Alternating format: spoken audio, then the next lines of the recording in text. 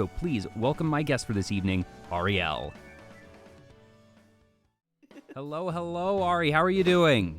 I'm doing well. How are you? Well, I am fantastic, doing even better now that I have to say, I'm so happy that we were able to make this work out because holy crap, you're so busy all the time. Sorry. It's absurd. No, don't be sorry. You're doing amazing. It's great. I'm happy for you. I genuinely that we bounced messages back and forth for a little while, and I was just like, I'm patient. Vtuber Talk's not going anywhere. I'm fine waiting. I was just happy that you were interested because I think you've had 5, 6 collabs this week? Yeah. Very, very, very busy. But I'm happy to be here. Yes, and I'm happy you're here as well. Happy December to you and your brand new Christmas outfit. Very festive, getting in the season. So I guess for starters, do you have any favorite parts of the holiday season? Just whether it be the weather, is there a particular element of Christmas that's always really been special to you? I feel like it's the general vibe. I feel like Christmas is one of the only holidays where when it's that time of year, everything is centered around it. You know what I'm saying? It's very festive and the music and the lights. I just love all of it. Yeah, for me, personally, I don't celebrate Christmas, but I love the Christmas season. Right. I think the music's super nice.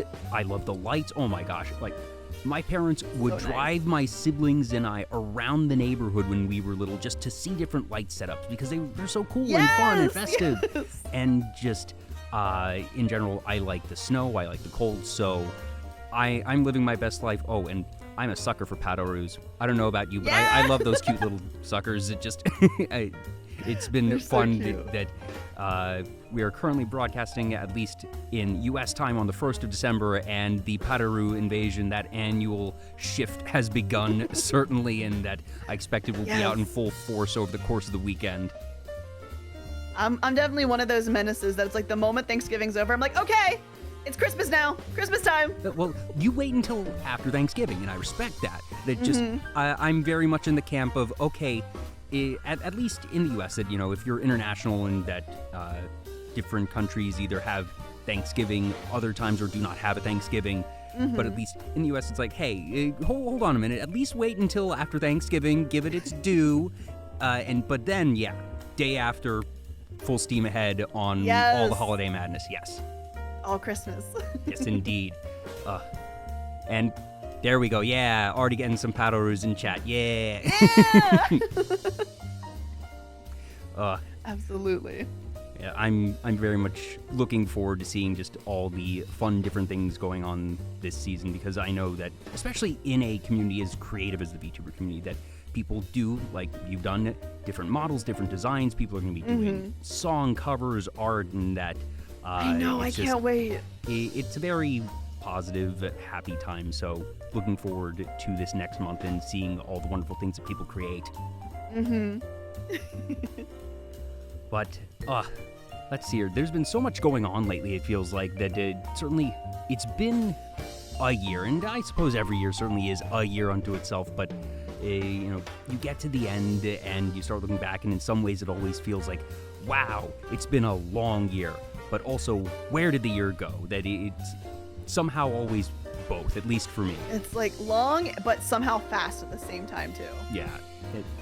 Is there anything that you've done in this past year that has really stood out to you? So much. I mean, I debuted a whole new model design, and then I debuted my 3D model, and then I had, I think, a donathon and a subathon, and now the Christmas model. So a lot has happened this year. You've been very busy. Very, very busy. Oh, but busy is good, and that you seem to be just having a lot of fun, and that's something that I think is very important in general. That I also think it's just in general one of the greatest signs of success. That if you are having fun, obviously, I think that's just the foundation, really, for everything else going right, and certainly for all your fans, all the folks in chat, that I know that they've been having a good time as well, and I also appreciate you folks who have stopped in and some follows, which I actually missed, so sorry about that. Tap Mystic, Dickolas Rage, fantastic name. King Kaz 1990, Draincass, It's Unchained, and Chaboinker. Thank you so much for the follows. I also realized I kind of just sort of dove in with everything that I've been very excited, looking forward to this all week. Also, Quinn Zamo, thank you for the follow as well. I didn't even give you a chance to introduce yourself. I'm so sorry. No, it's perfectly fine. My name's Arielle, but most people just call me Ari, and I am a holographic sorceress, but this month, I'm a holographic reindeer. Yes, indeed. Also, Dubs Trickster and Hail the Prophet, thank you so much for the follows as well. Welcome on in. How far back did you start planning this particular model? Is this something that you've known all year? Okay, once the holidays roll around, I want to have this, or was it? This model was thought of and designed back in September. September. So, that's a pretty fast recent. Turnaround. Yeah, pretty recent. Yeah, the artist that designed it had about a month to design it, and then the 3D modeler got it modeled in about another month. Oh, that's fantastic. Mm-hmm. They put a lot of work into it, and I'm so happy with how it turned out. Did you go back and forth a lot on the design, or was this one that you sort of had the vision and you knew exactly what you wanted from the outset? I kind of like shared a few things of what I liked about other Christmas outfits I had seen, like just floating around on the internet. Mm-hmm. And I'm like, I kind of want this kind of vibe. And my 2D artist knows me so well. He's like, I got you. And the first thing he did, I was in love with it.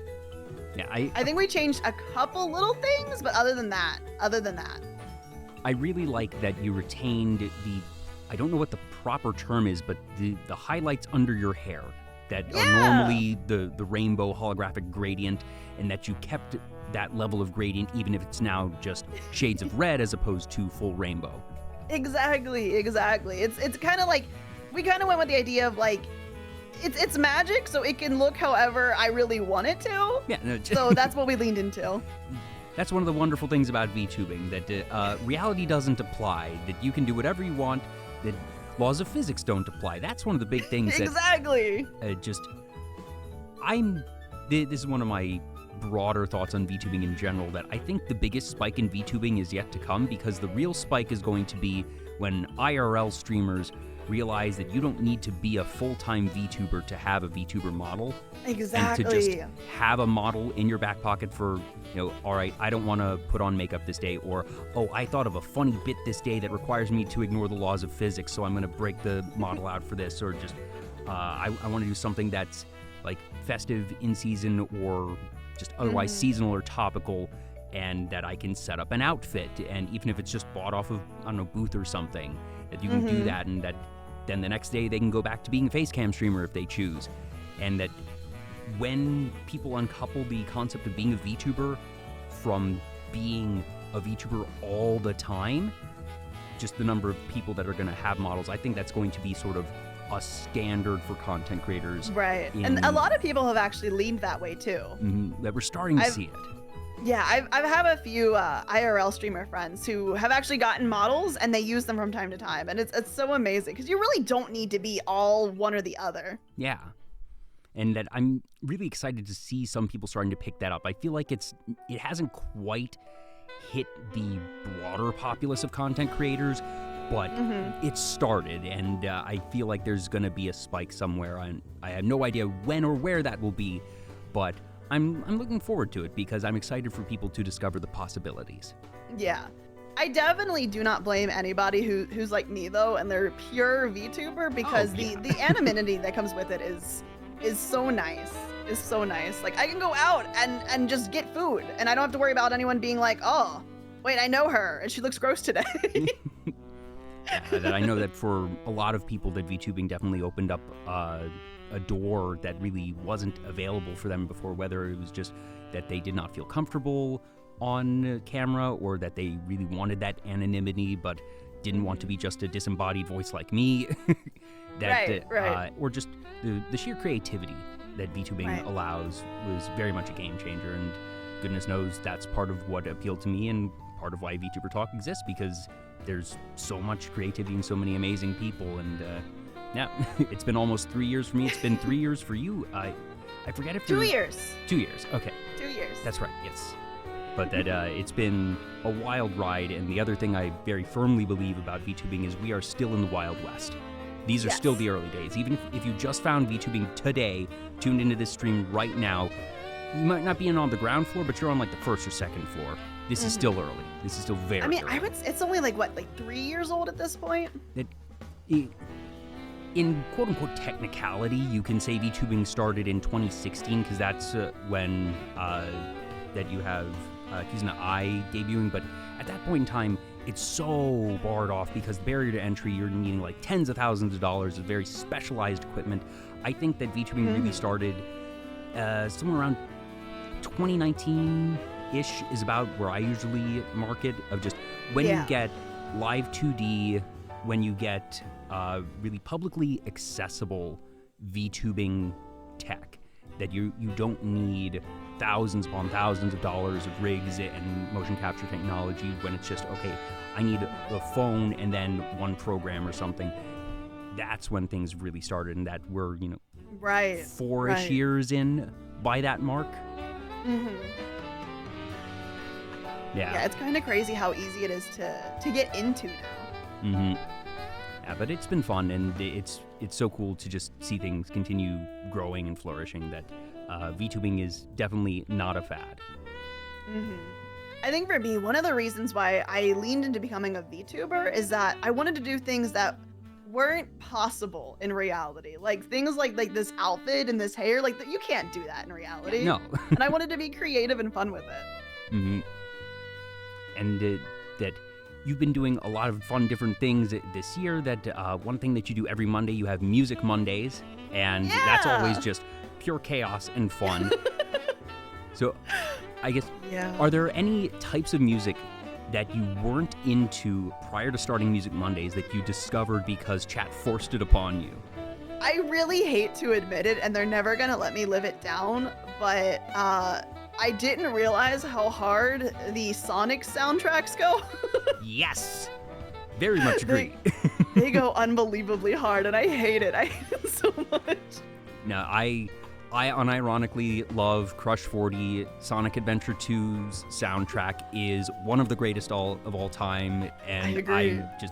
I adore that series and its music. That I haven't even played a Sonic game in like a decade, but the music's just consistently good. I know, it's kind of crazy. It's like I haven't played any since Sonic Adventure 2. That's the only one I've ever played, and yet every time they show me a new one, I'm like, wait, this is good, and they're like, Ari, this is Sonic. It's like, no, not again. Now, are there any types of music that you've heard and that it's been, I suppose, are there any types of music that you just learned about, that whether or not they really clicked with you, of just, have there been any really interesting discoveries that you've had from your Music Mondays? I discovered that I'm really into, and I didn't even know this genre existed prior, new disco. New disco is so good. What qualifies as new disco versus just Well, I don't think it's like disco? new, like N-E-W. It's like N-U disco. Oh. Yeah. Very good. Very good. It's kind of almost got like a future funk, city pop kind of twist to it, but still being okay. disco. Yeah. So nice. Now, I forget, so when it comes to those streams, you don't actually put anything in the queue yourself. It's all just from chat. So sometimes I throw in a song in there if I want to hear something in particular, but for the most part, it is all chat. When you're just listening on your own, so outside of Music Mondays, do you find that you have any particular genres that you end up straying towards? Not really. I listen to just about everything. I would say the only genres I don't really get too close to are country and dubstep. Don't really touch those too much. Yeah, those are both very strong cups of tea, and that they're very particular, and that I tend a lot towards soundtracks that I like orchestral things. I like video game soundtracks, movie soundtracks, things like that. I'm able to appreciate most music, but I definitely understand that dubstep is one that I can understand the artistry behind it. It is just not my cup of tea. Yeah. And it's funny because like 10 years ago, when it was like at its height, I really enjoyed dubstep, but now sometimes when it comes on Music Monday, I'm like, I'm sorry, I can't. I have to skip this one. I try not to skip songs on Music Monday, but sometimes like a really grating dubstep song comes on, and I'm like, I'm sorry. Yeah, I'm sorry. It's also very much designed for really a club environment, not necessarily something that you're going to be having behind a just chatting stream. Right, right. Though I do try to go for some more clubbing vibes sometimes. But I feel like dubstep, something like a good chunk of at least what I've heard recently, isn't very clubbing so much as it's just loud. Yeah, it can be, like I said, yeah, very strong cup of tea. But one group that you mentioned that I need to listen to, and I didn't have a chance because I've been crazy busy. You told me about a group called Mystery Skulls. Yes! I love Mystery Skulls. What is Mystery Skulls? So, like, what genre? Let's start from the start. Oh, gosh. What would you even define them as? I'm not even sure. Oh, that's really hard. I'm not the best at knowing, like, oh, this artist is in this genre or this. But, like, I would say, like, if you, like, kind of pay attention to some of the, just some of the more, what's the word I'm looking for?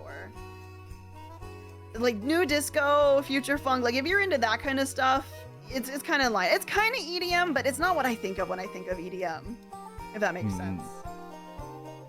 I'm actually bringing it up right now just so I can listen to a tiny snippet of things. Definitely the Forever album. Yeah, you mentioned the Forever album by name when we spoke earlier. What about the Forever album really spoke to you? What stands out about it? I'm not sure what it is. I feel like it's like the upbeat kind of like, it's so hard to explain it. Like, I'm not entirely sure. I guess it's kind of like a mix of like EDM, but also like the kind of like soft vocals, if I could even call it that. That really, I don't know. I really love it. I'm listening to just a little bit of it right now, and the very first track of the Forever album starts actually with sort of this piano and orchestral build-up, then moves into Forever? more EDM. And just, I would say The Future is a really good example of what I'm talking about, too. I'm going to have to find time to listen to this after the stream. I meant to do this yesterday because I wanted to come into the stream and be like, oh, I've heard this, so I can actually comment on it with the knowledge and whatnot, and not just totally be fishing for like, okay, please tell me about this thing. But like I said, it's been a week. Yeah. I feel like it's hard to describe music. Like if someone's like, oh, what genre is this? I'm like, good. It's good. Yeah, and goodness knows that, especially nowadays, that you have so many groups that are very much blurring those lines between genres, that part of the appeal of groups that do particularly well nowadays are because they are not necessarily adhering to a single genre. Yeah, I feel like that's a good thing and a bad thing, though, because it's like if you love a certain sound from a group, and that's the only time they've ever made that sound, it's like, no! Yeah. There's no more! Yeah, and that did... You might find an album that's like, okay, I really, really like this track, and then this track's just, Right. But still, a lot of respect to the groups that are able to have that musical diversity, even if I, as the listener, am not necessarily a fan of each and every one of them. I definitely agree. I forget, have you done any covers? I have not. I am in the process of trying to find a vocal coach to kind of help me further singing, because I feel like I am about as far as I can go on my own without an expert opinion. But it is something I'm currently working on, yeah. Do you have, I suppose, a dream song that you would want to cover, if you want to say, or if you have one in mind that you want to keep secret, I will understand that as well. I would love, and this is aside from the song I owe Chat, I would love to cover any Vocaloid song at least once. Okay. Now, rewinding just a bit, you mentioned that you owe Chat a song. What do you owe Chat? Because of the Donathon, one of the goals was I have to sing a cover of the Uwu song. Oh no. Yeah. Well, at the very least, it is not a it is not a vocally complex song. You're not going to need to worry about getting the vocal coach for that one. But see, the thing is with that is that because the song itself is so cringe, if you're not great on top of it, it's just embarrassing. At the same time, I feel like you can sort of lean into the cringe and just that if you don't make it seem like you're trying to be vocally perfect and do, you can play up imperfections and have it be part of the charm. I'll have to see if I can do that and make it obvious that it's on purpose. Yeah, just be like, oh yeah, no, I'm definitely not. Yeah, just sort of roundabout the way there. But that will definitely be an interesting one. And I am Jarvis in the chat does mention that it was from a particular subathon goal or donathon goal.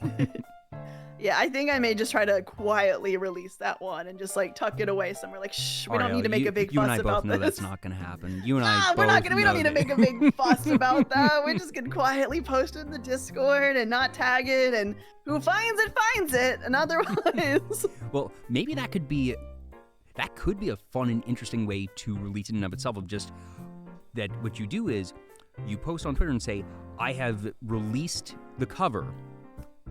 Have fun finding it. Go find it.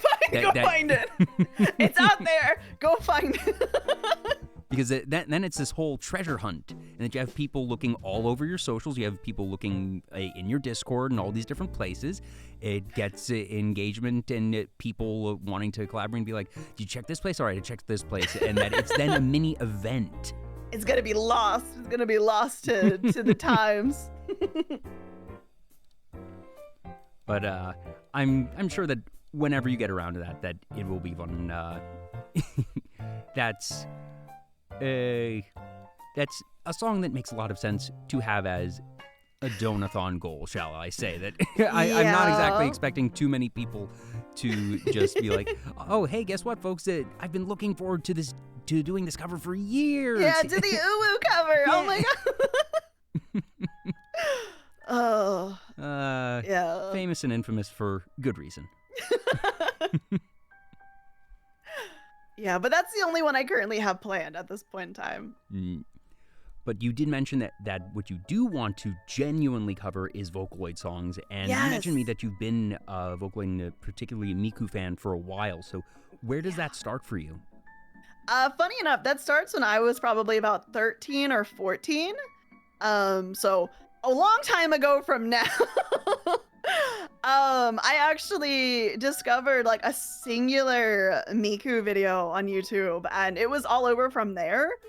And fun fact, that is actually how I met Haruka Caribou. We've been lifelong friends because of Miku. Oh, wow.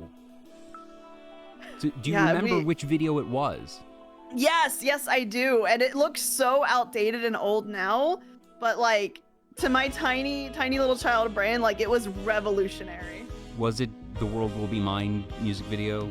No, it was actually Melody. Miku Melody. Oh, okay. Yeah. Yeah, it's like it's 15 years ago. It's so crunchy, but that is like the very first one I ever saw. So I remember, I don't even know how I came across the World Will Be Mine concert video, but it was way back in the day and was like, wow, this is really neat. This is a catchy song. Yeah. Listened to it a couple times, thoroughly enjoyed it, never really followed up on it. I kind of wish that I had. Oh my, it's such a rabbit hole. It really is. Yeah, it's like, if you go down it, you're never coming out. And one thing I have learned over the years is that the Vocaloid community rabbit hole is what I would call one of the primary pipelines to the VTuber rabbit hole. Yeah, it's pretty accurate.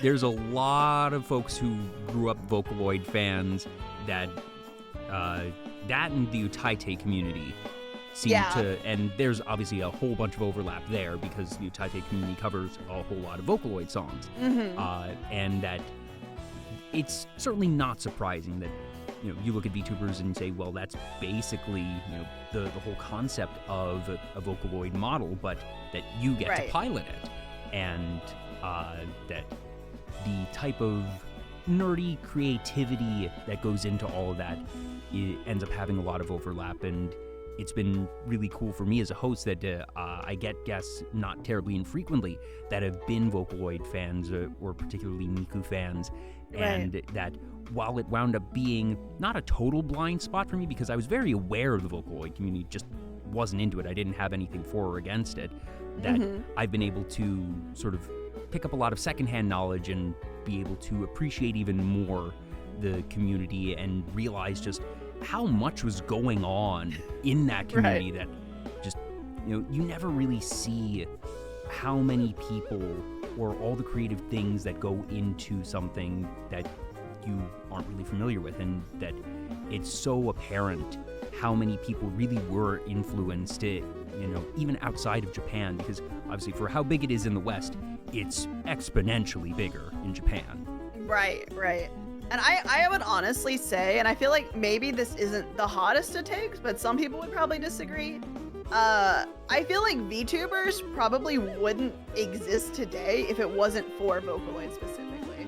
I feel like Vocaloid was a gateway that kind of got people thinking like, I kind of feel like I want to do that, but not as like a voice bank, but as like me. Yeah, that I don't think it's unreasonable, and at the very least, even if it's not a one-to-one, VTubing doesn't exist without Vocaloid, that Vocaloid's existence undoubtedly has been a boon to the growth of VTubing, no question. Right, absolutely.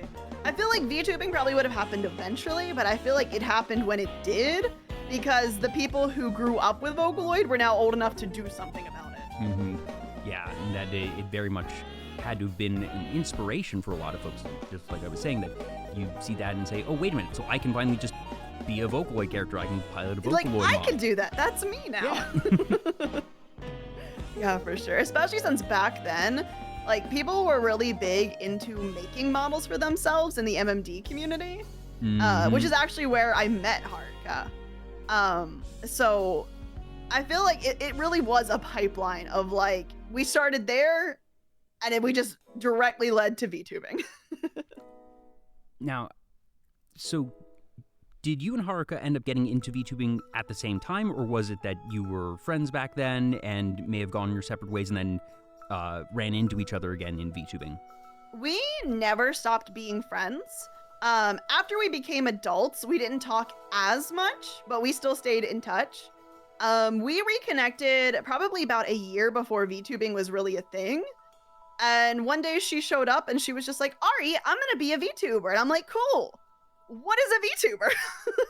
Oh, so she is directly responsible for dragging you into the VTuber rabbit hole. Yes, I did not know what a VTuber was before her. She started it, and then probably about a year to a year and a half after she started it is when I started. Yep, that process of, friend gets into thing, they let you know about the thing, and then you sort of realize, wait a minute, I want to do that too. That seems like fun. Right. Yeah, exactly.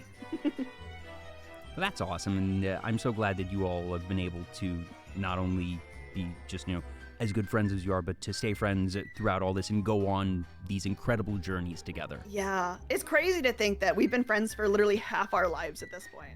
Yeah, and just that I have some friends that I have known for that amount of time, and just looking back and realizing, wow, the stuff that we've been through together, and that I'm sure there's any numbers of stories and just late night conversations, and that just those are the friends that you really treasure. Right. So actually, I'm gonna go on and move us to another screen right now while we're talking about Vocaloid, because sure. In addition to enjoying music, you also collect Miku figures. I don't know if I would say collect per se, but I have found myself in a position where I own quite a few Mikus now. If you had to estimate, how many do you think you own? All Miku stuff combined, I would probably say like 15 to 20 things. Okay, yeah, no, that's a very healthy amount. That just, you sent me some pictures of a couple of your favorites. Yeah! And we have here, this was, I believe, this was the 15th anniversary Miku? I think so, yeah. Yes. And I need to double check. I don't know off the top of my head, but I know that I have had another guest who is also into Miku who has shared this exact figure. Like, after the show, I'm going to go through files because, whenever I download and get different images to share from guests when they have either collections or just things that are meaningful to them, that I just, keep them, the amount of memory taken by a couple image files is very minimal. So I know that somewhere in the Vtuber Talk folder on my computer, this image now exists twice. And I'm kind of, I feel like one of the fun things I enjoy doing as a host is being able to suggest people to other people, just like, hey, your interests overlap with theirs a lot. Maybe you should just, check out their stuff one time. But I do love this design. It's very fun that it's not only got the little strawberries and everything, but she's actually on the plate. And I love figures that have creative and thematic stands. Yes. I know a lot of people don't feel similar, but I actually love Nendos so much. I think they're so cute. And even despite their size, they're super well detailed sometimes.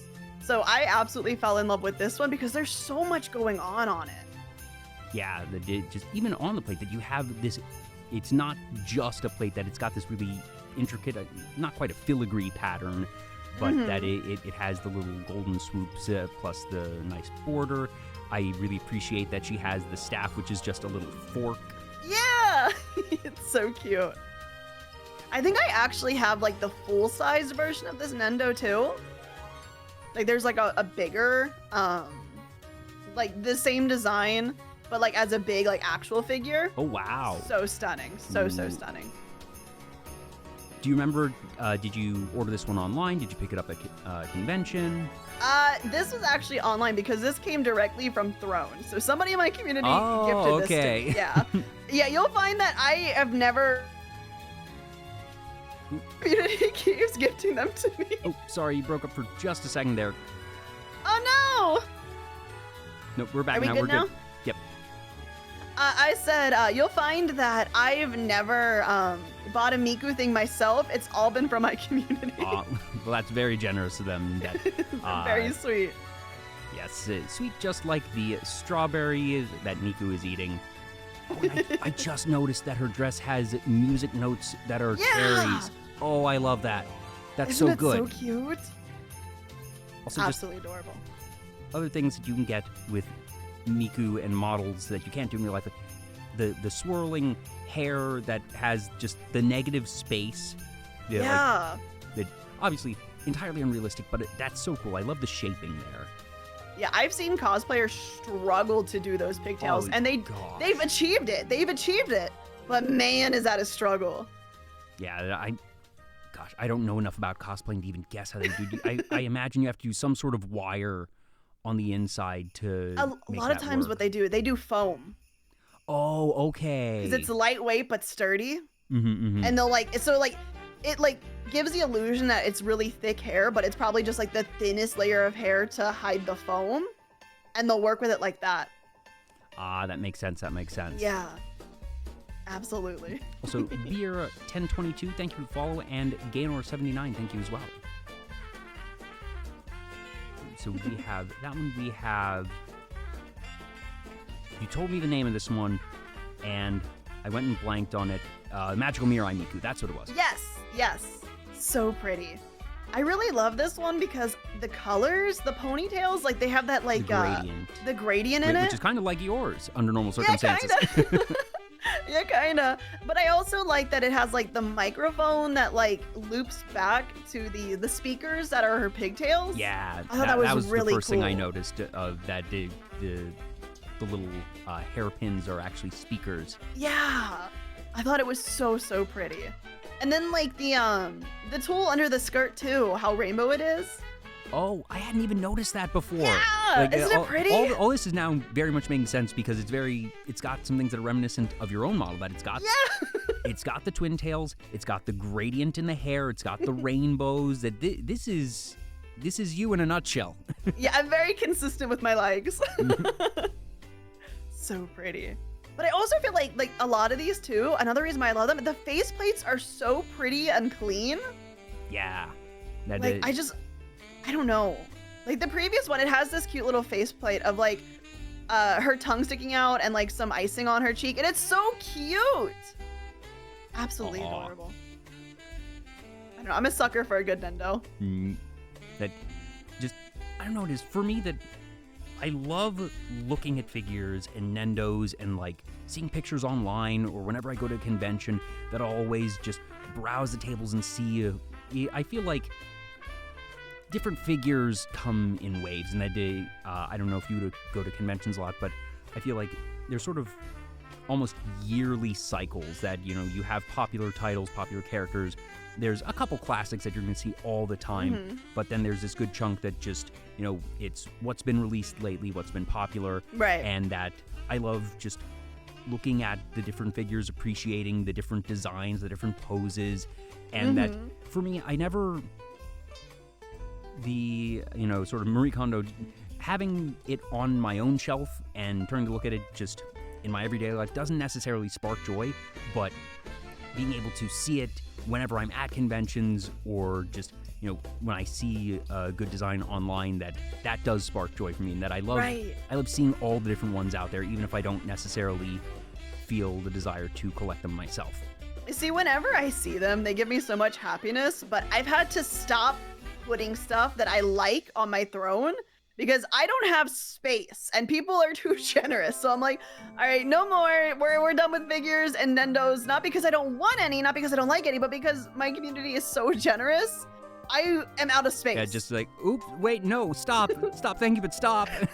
like there's nowhere else to put them at this point. Like I actually have probably about like 6 different Mikus on my desk right now. Like there's so many. The Mikus are taking over. The Mikus are taking over for sure. And the last one that you have, that this was the Snow Miku, which certainly in season, that the fluffy, icy hair with the little snowflakes on it. I like the little rabbit and do you know what the paintbrush wand is for? Was this for a particular event that had something to do with painting, or? So I think the Snow Mikus, they leave it up to a contest every year. Oh, okay. Where people design them, and then the winner is the one that gets made into a design. So somebody, a fan designed this, and then once they won the contest, Nendo, like, they actually made it into like an actual official design. Gotcha. And that I makes love sense. It. So pretty. I think I love the pigtails the most about this one. Like, there's just so much happening in them. Yeah, once again, you have the gradient effect, but also just the, for lack of a better term, the luster of the hair, that it's not transparent, but it's opalescent. Yes, I don't know if that's the right word for it, but that it's not the normal type of either opaque or even the same type of gradient that you got with the Magical Mirai Miku. Yeah, so pretty.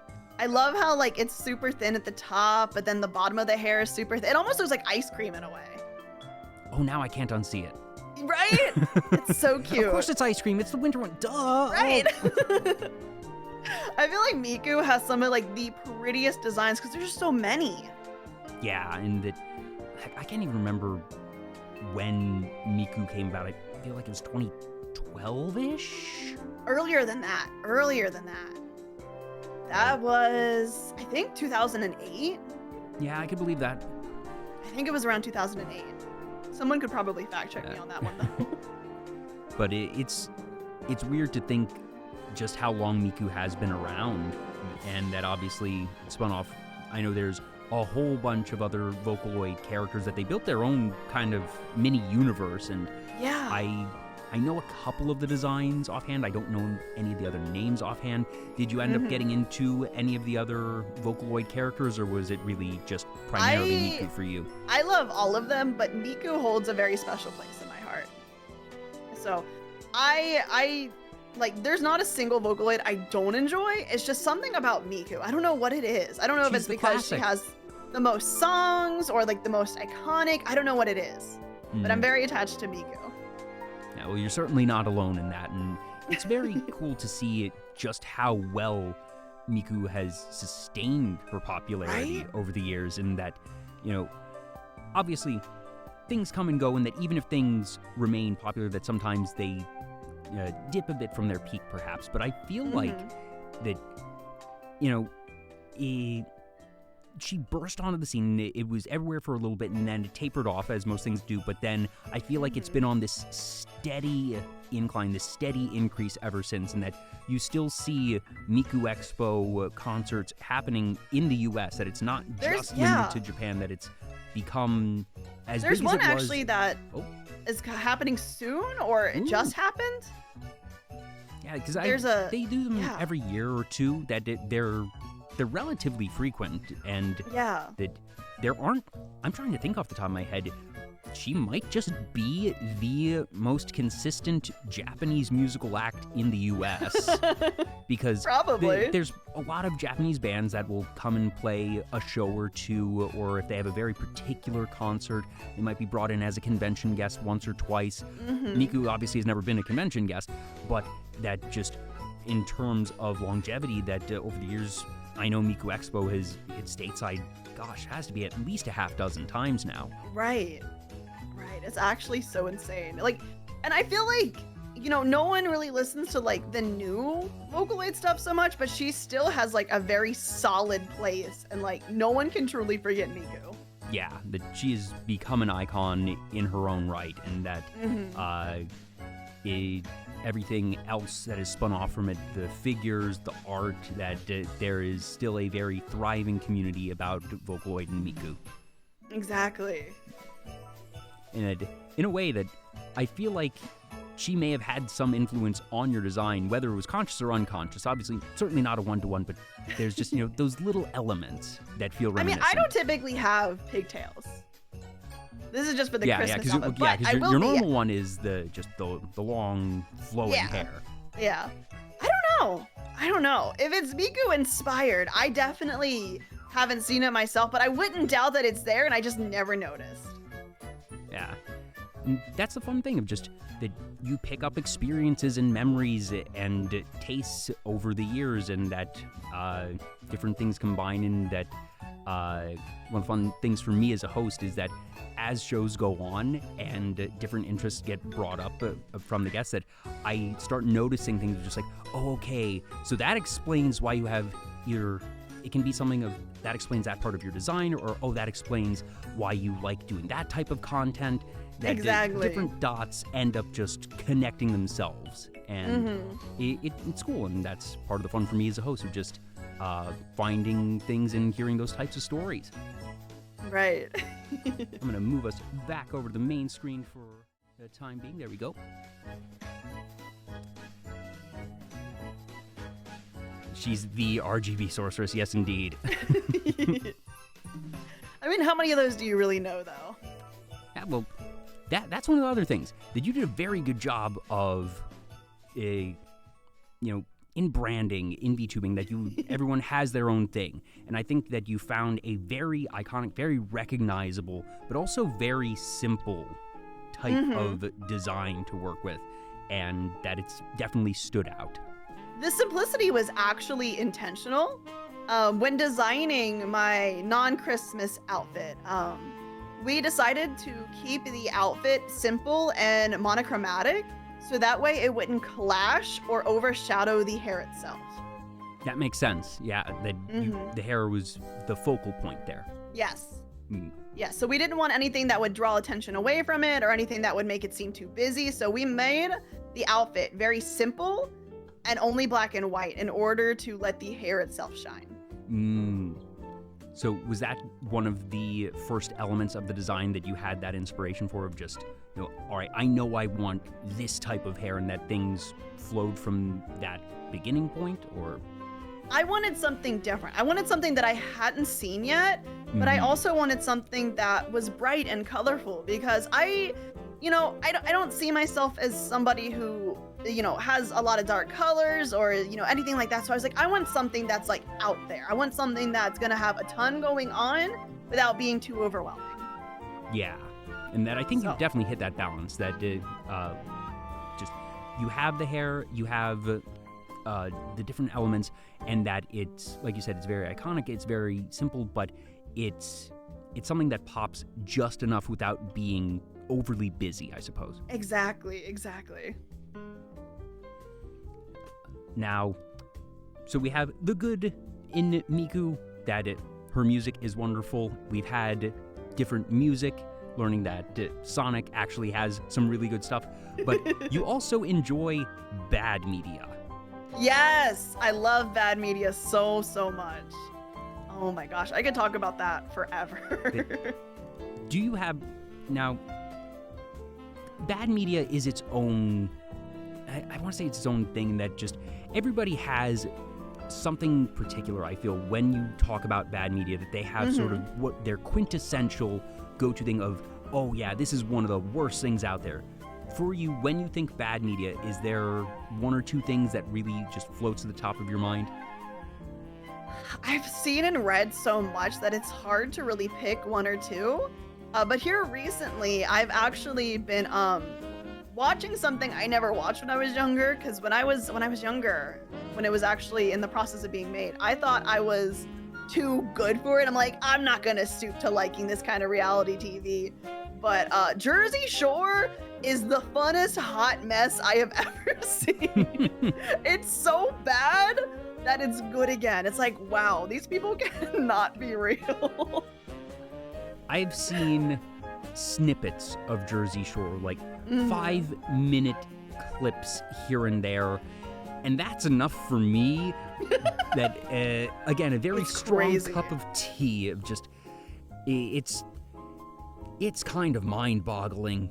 Yeah, but that's part of why it's been so successful and why it's had, however many seasons and spin-offs that just people, when you pass when you see something on fire, you naturally want to look at it. Right. Right. And it definitely is that, because it's like, they're dating, they're not dating, they're dating, he cheated on her, they're dating again, they're not dating, she found, and it's insane. It's absolutely insane. And then just for you as a viewer, it's like, all right, how much of this is just them knowing full well, okay, this is going to cause drama and this is going to be good for the show, versus that is just how they are as people. I have nowhere near enough knowledge about it to even speculate what it is, but I guess props to them for being able to get the bag and just roll with that. Because, well, I've actually been watching a documentary about it too on the side, because I love documentaries too. Yeah. Oh, I'm a big nerd when it comes to business and production and behind the scenes stuff. And they didn't think that Jersey Shore was going to actually do well at all when they were filming the first season.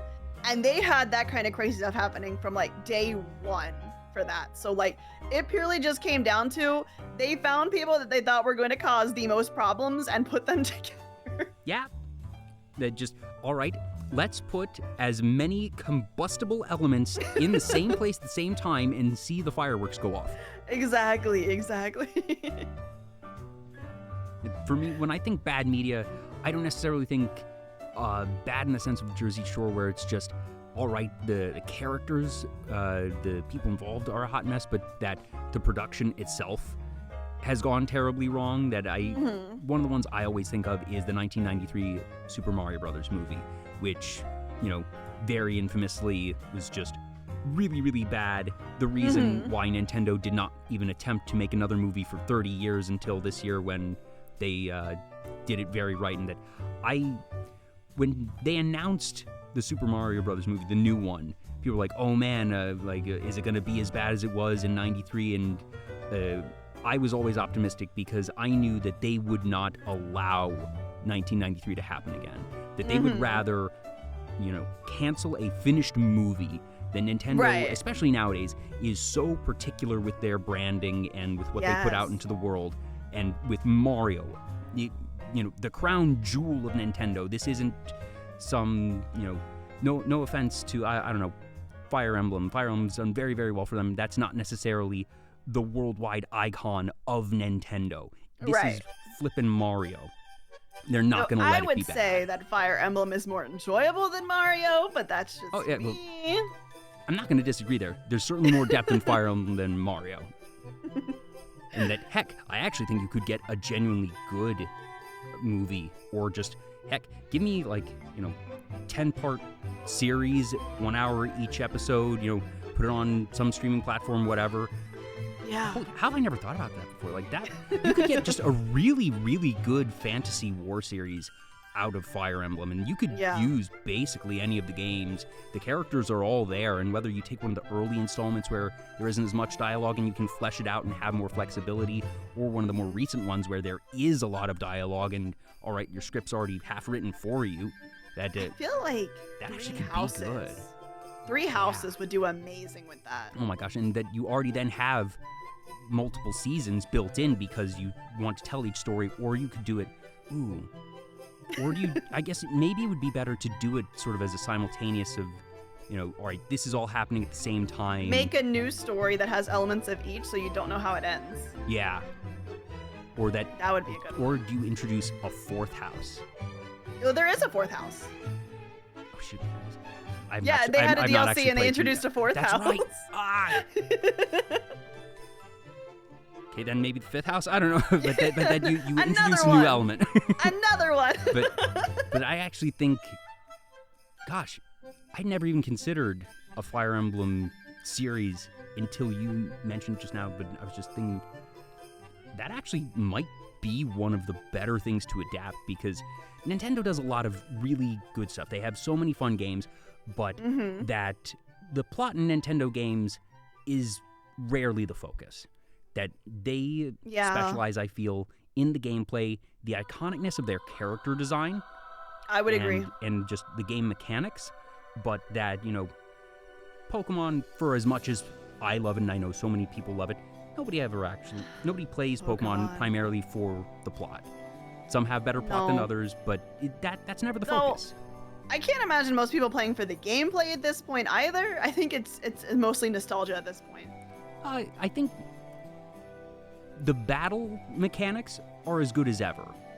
It's everything outside of the battle that is rough at times. I don't know. I feel like the battle mechanics are kind of starting to fall to the wayside, though, considering the animations are... The model hopped twice. You didn't see him actually do the hop, but they jumped. Yeah, that it's the underlying mechanics, the chess game of it all, that I think is good. But I very much agree that, and I think very few Pokemon fans would disagree that, gosh, we had some really good stuff going back in Pokemon Stadium, Pokemon Battle Revolution, Pokemon Coliseum, and that I hope that the Pokemon Company has been taking the feedback as they supposedly say they have been, because I still love Pokemon. It is a series that is very near and dear to my heart. I grew up with Pokemon. Right. And that I've still enjoyed all of the games. I don't think there's been a Pokemon game that I've dropped because I've just genuinely not enjoyed it. But I, as it seems you have and others have noticed, all right, there's some quality issues. Yeah. I stand by, and most people are gonna fight me on this one, but I will defend it to my last breath. One of the best Pokemon games that has come out in recent years is one that everyone was mad existed, and it was the Let's Go Pikachu and Eevee. I hate to tell you, it set the foundation for all of the new things that people like about the new ones, while also doing everything that people have been asking for years. So I didn't actually play Let's Go Eevee and Pikachu. I watched a couple of streams, and that I felt that was their on-ramp for the new generation of Pokemon players, that was the Pokemon game for parents that grew up with the franchise to play with their children. I mean, kind of. I feel like they had a couple things different, but I don't think it was necessarily to make it easier. I think it was purely to bring in Pokemon Go players. Yes, people who had the app and not have never really played like a main. Yeah, that was the on-ramp for that, absolutely. I think there was only really one downside to the game, and that was just, the way they changed up wild encounters. Yeah. Just the no battle, but that was the only negative to that game. It was an incredibly good game outside of that. Yeah, but that makes sense because, like you're saying, that it was very clearly something that was built to piggyback off of the success of Pokemon Go. Yeah. And that to be able to bring on a lot of new folks, and that I don't know, how many times have they redone Gen 1 now? I think 3 times? Too many. And that just, all right, I hope we wait at least another decade before doing that. And the next time that we get Gen 1 content, just give us the multi-region thing that we've always wanted. I recognize it's a lot. Like, I'm willing to compromise here, Ari. If we can get a multi-region Pokemon game, I don't need the full 1,000+ Pokedex. I'm willing to say, all right, scale back the number of Pokemon and invest that time and energy in more regions and the animations. I really don't think we'll ever get the full Pokedex again, to be honest with you. With how many there are now, it's not I don't think we're practical. ever going to do it again. I was frankly surprised they lasted as long as they did. Yeah. That Well, I think that was primarily because it was 2D. And then they started going 3D, and they're like, okay, we can't keep doing this. It's just so much more. It's night and day. I will say, I'm okay with them not having every single one of them in. I'm just tired of them using, like, the same, like, 100 and then, random another 100. Give Charizard like, a if break. I see Charizard one more damn time, I'm I so tired of understand, Charizard. Like, it's frustrating because Charizard at this point is only second to Pikachu in how iconic it is. Yeah. And but Pikachu, I feel like, is, like, different. Like, I never get mad at seeing Pikachu because, like, it's Pikachu. And the thing with Pikachu is a mascot character. It's not a competitive Pokemon. You never see people battling in late game with Pikachu, or just, all right, I have a Pikachu in my party. Now I feel like I have to use it because it's so strong. How can I not use it? Right. But Charizard has always been big, powerful, and they give it, all these different forms and whatnot, and those are very competitive, so then you see it other places, and you just never let him go. It ends up overstaying its welcome because it is not only there constantly, but that it's mechanically very powerful. I think that Pikachu not actually being powerful, at least in the games, that you let Pikachu be as OP as you want in the anime, I don't care about that, that's fine. Right. But that's how Pikachu doesn't overstay its welcome, I think. I think what they should do, because they reuse Pokemon models more often than they probably should at this point. I feel like the ones we have are kind of outdated. Yeah, I can appreciate efficiency in model reuse, but there is a point where, okay, now your things are starting to show their age. Right, and then they updated the textures, but not so much the models, so they looked okay. But what gets me mad is that, like, they've been using the same models for how long, and they still haven't given new animations? Yeah, that's the thing. That if, like I said, I can respect efficiency in reusing models. So in theory, that should give you more time to do other things, like animation. And they don't. Yeah. Nah. I could talk about that forever. Okay, congratulations, Ari. You've been hired by the Pokemon Company International. You are the director of a new game. You are given total creative freedom to design whatever Pokemon game you want. It can be an addition to a previously existing spin-off series. It can be an entirely new series. It can be anything you want. You have the budget to make what you want, but it can't be a normal mainline Pokemon game. What do you want to see? I want to see them venture it away from the exact same storyline, because like they add in a new one, but they're always just like, oh, the gym challenge. I want them to get away from that and find other ways to kind of like help the player like signify how far they've come. We don't need 8 badges to know that we've progressed so much through a game. I want to see them do something where it's like kind of similar to Sun and Moon, but from a different perspective, where the good guy team was actually the bad guy team. With Lucamine's group, I want to be in that, where we think we're the good guys, but we're the bad guys, and have that kind of switch up narratively. I feel like that would be so interesting. I ask this question to most folks that come on the show and that are interested in Pokemon, because everybody has different answers, and I think that, you know, Pokemon has been and can be so many things that I find it is a good question to ask, because I love hearing what creative ideas. Yours is the closest I have heard anybody come to what I want. Yeah? Because what I want is a game where it is a Team Rocket RPG. So you start off the game, you are a freshly enlisted Rocket Grunt, and that somewhere early in the game, you're on a mission for Team Rocket, and you encounter Officer Jenny. And at that point, you have a choice to make that do you join up with Jenny and work with law enforcement to bring down Team Rocket from the inside? Do you double-cross Jenny and say, all right, I'm going to make her think that I'm in it, but I'm going to report everything back to Giovanni?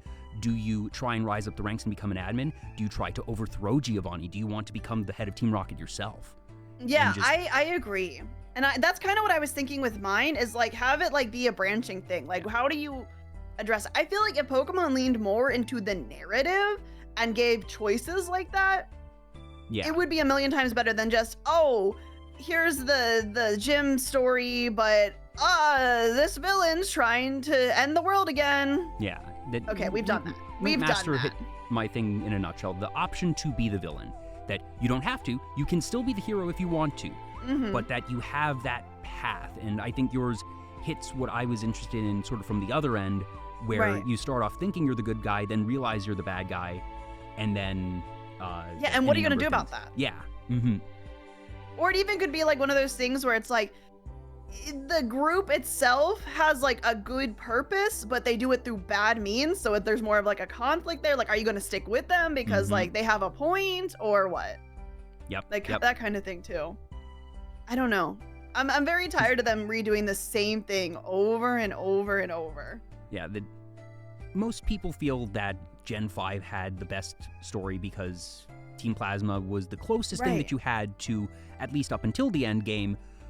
All right, their concept is we don't want to see Pokemon abused, which is an understandable and fine thing, because there are very clearly people in the Pokemon universe that do abuse their Pokemon. We have seen that many times over, but then it's also abundantly clear from the first time that you encounter them, all right, they're just stealing the Pokemon of innocent trainers while still using Pokemon themselves, and then just to add things on top, it turns out that Gestis actually just wants to destroy the world. I agree with your sentiment of it doesn't necessarily need to be world destruction every single time.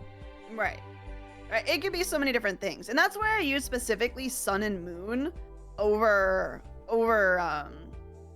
gosh, what was Black and White? Specifically because like Lusamine's group was technically like a good group, but she was the one that was being kind of sus behind it, and like, half of them agreed with her and half of them didn't. They just didn't know. That was the thing. So I really like that because it was like technically a good group, but the leader itself was corrupt. Yeah. I really like that. Yeah. And Archie with Team Magma, interesting of just like, all right, we want there to be more land. The world is 70% water and humanity needs some stuff that it wasn't, all right, we're going to remove all of the ocean, but it's just, let's get a little bit more land. We have the space for it. I love Team Aqua, though. They're like, we don't need land. Yeah, no, just Team Aqua is just, they did not try to make... they said full send it. Yeah, just, and just... I do enjoy. Idiots. They were lovable idiots, though. Yeah, I do enjoy the remake of it because they really kind of sell you on the fact that Team Aqua didn't think this through. Oh no, not at all. They just leaned in full ham of just. Oh wait a minute, what do you mean that we're all gonna drown and die? Oh. Yeah, because he kind of sat there at the end like, I didn't think about this. And I was like, you know what? I love you for that. Like, it's cool to have like a well thought out plan, but it's 10 times funnier if the villain's like, oh, I messed up.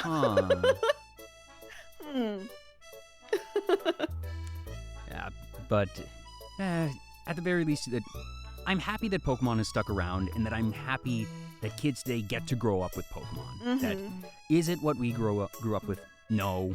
Are there imperfections? Certainly. Yeah. But one thing I do respect is that Pokemon has very much recognized that the core demographic is going to be kids ages 7 to 13. Yeah. And that they have still kept things accessible and interesting for folks above that age range, that there are complex battle mechanics that a competitive Pokemon with all the different hidden stats, which they've made a bit more transparent and easier to work with over the years, which is really cool. And that there's some spin-offs that have the depth that you would want to see in the main series, and even if we're never going to get it there, at least you can get some cool stuff in the spin-offs, and that it's something that has always been something that made for kids, but anyone can really enjoy. And for all the gripes, we gripe because we know Pokemon is so awesome and that it can be better, and we just want it to be as good as it can be. Right. Though I don't think it ever will for those exact reasons, because it is for kids. I don't think we're ever going to get a complex story or a different take on it. I think it'll probably at least not in the mainline games. That maybe in the spin-offs, but like Pokemon Coliseum, where you actually were the bad guy. Yep. It's just you started doing good things after it. Yeah. Or Pokemon Mystery Dungeon, which made, like, if you played through Pokemon Mystery Dungeon and say that you didn't at least tear up a bit, right, that you're probably lying. Right, exactly. Do you have a favorite spin-off? Favorite spin-off? I would have to say Pokemon Coliseum probably has the biggest space in my heart as a spin-off, because it was so different from everything else. It was so different from everything else. The only thing I didn't like about Coliseum was the total lack of wild battles. That's I wanted to be able to catch more Pokemon than just the Shadow Pokemon, because it felt a bit too prescribed at that point. And that I didn't feel I had as much agency over my team as I really wanted to have, and that I usually have in the other games.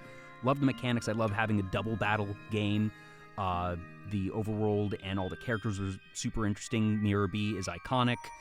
Oh, I love Mirror B. His theme is so good. Oh, yeah, absolutely. Just they knew exactly what they were doing with him, and I appreciate them putting in just a totally absurd character in what is otherwise one of the, frankly, grittiest games that series has ever put out. I agree. Yeah, no, that was a good one.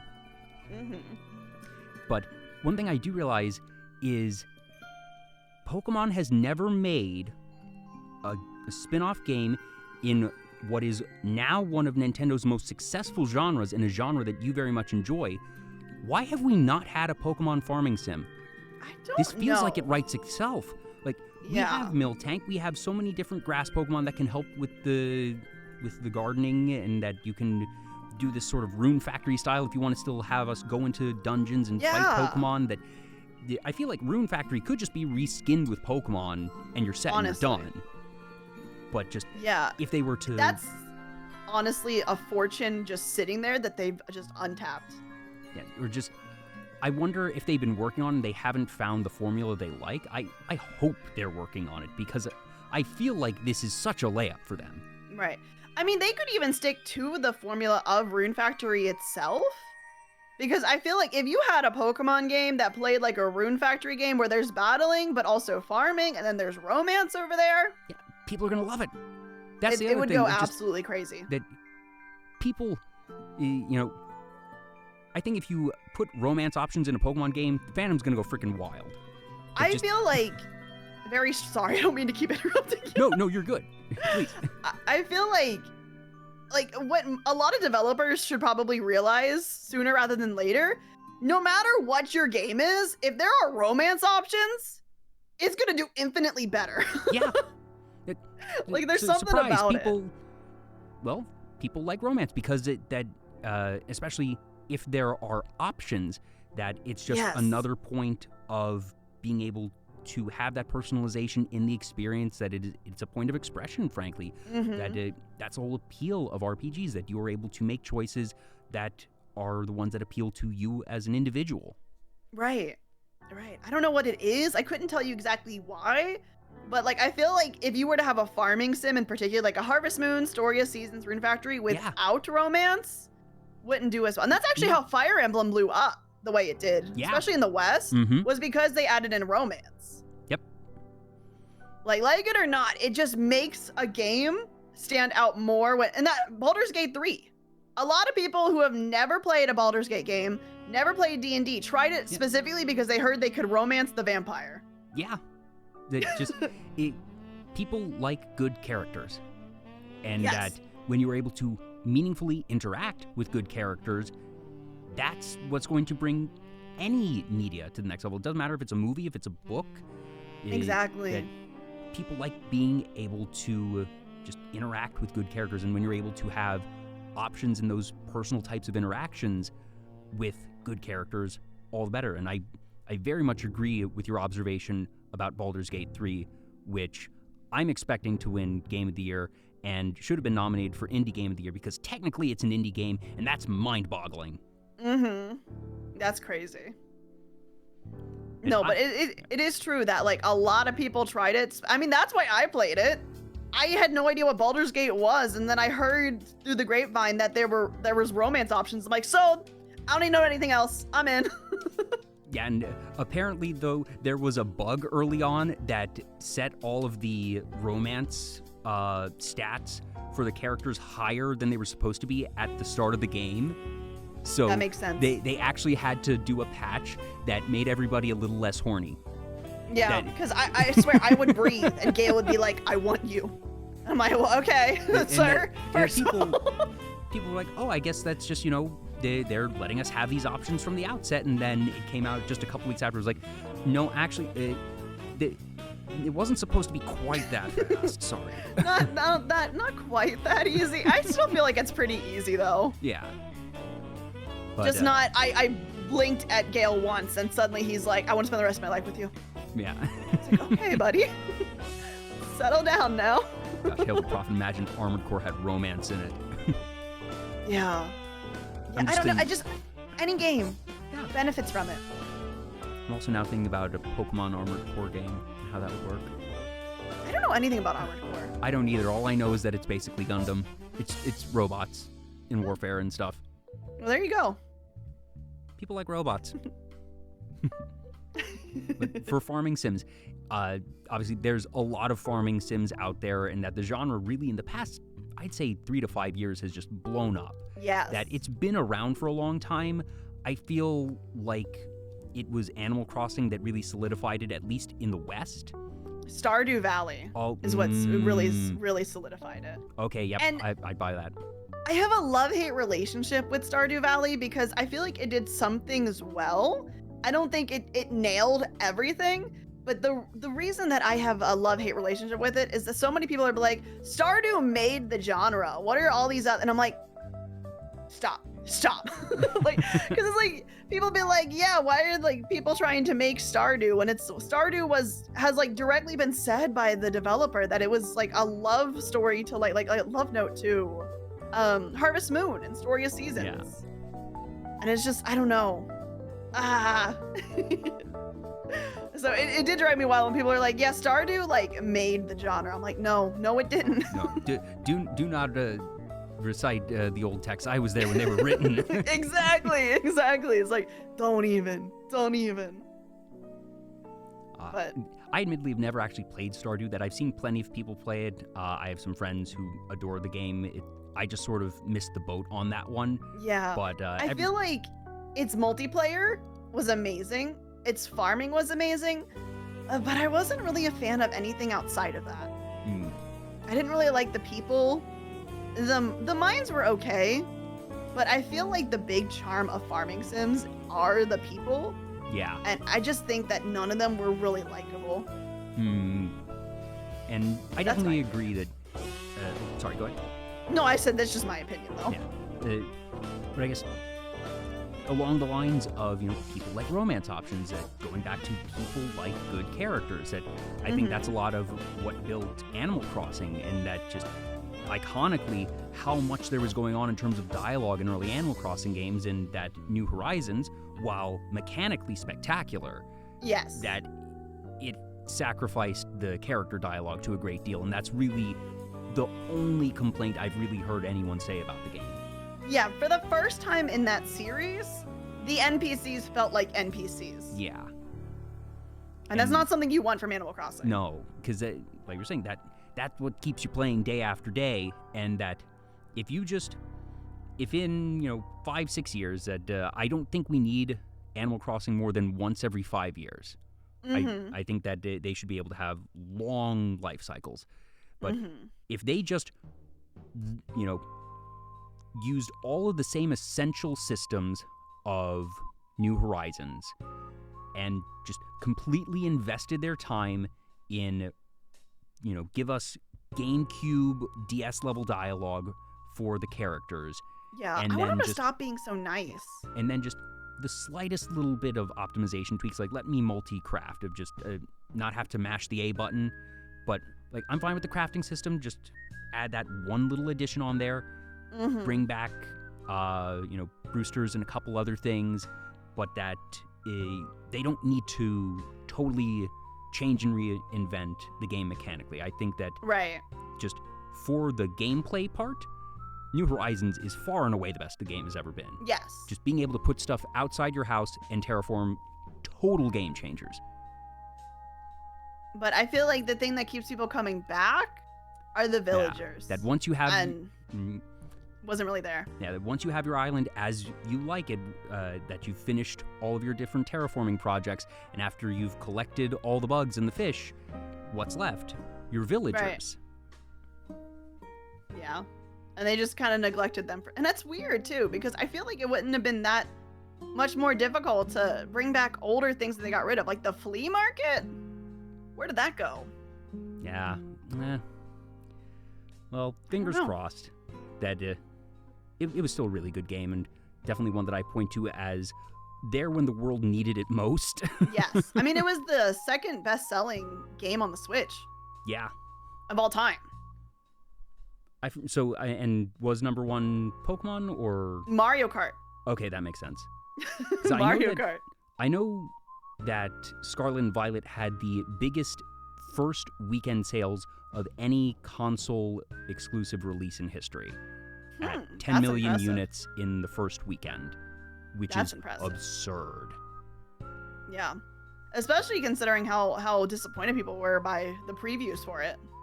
Yeah, people wanted to be able to do open world. Right. And that there was a lot that went right with the open world, and it was kind of hampered by everything else around it. I'm gonna be honest, the game, the story in it, very, very bad. Very mid, not good. Yeah, it's middle It of the had road the for me. potential. They rushed it. Yeah. 'Cause it's like all of the actual lore of what was happening there was shoved after you finished everything else. Mm-hmm.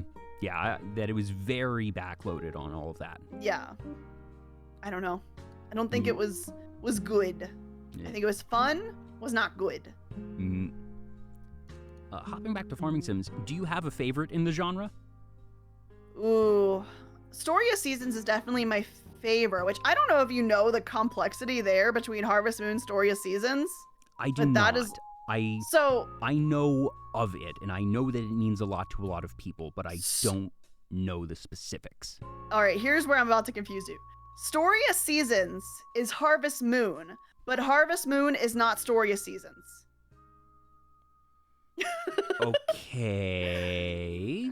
So when they first started bringing the games to the West, they used the name Harvest Moon, and they had a different company that would translate everything. So they made the name in the West Harvest Moon, and the company that translated it, they would come up with the names, translate all the dialogue. Classic localization.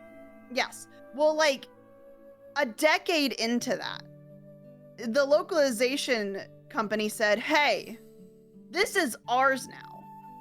And they owned the rights to like the westernized name. So they started to make games under Harvest Moon's name. But they weren't Harvest Moon, but they owned the rights to the Harvest Moon name. So the original Harvest Moon became Story of Seasons. So any game after that point, they would name it Story of Seasons, whatever. So Story of Seasons is the original because Harvest Moon, the name, got stolen. And that's why, like, you'll see, like, there's Harvest Moon, Friends of Mineral Town, and then Story of Seasons, Friends of Mineral Town. And that's the Story of Seasons remake of the game. Yes, that's the Story of Seasons remake of the game. Okay. Yeah. I always thought Harvest Moon Story of Seasons, I thought this was like an installment in the Harvest Moon series. Harvest Moon : Story of Seasons. No, it was literally like a decade after the games Like, I think actually their 10-year anniversary game is the first time they had to use the Story of Seasons name. Give me a documentary about that. That's the type of stuff I love. Like, I love hearing about that. Those weird, just, all right, licensing went this way, or like there was a weird technicality with the rights, or in this case, where just, I guess it was the type of thing that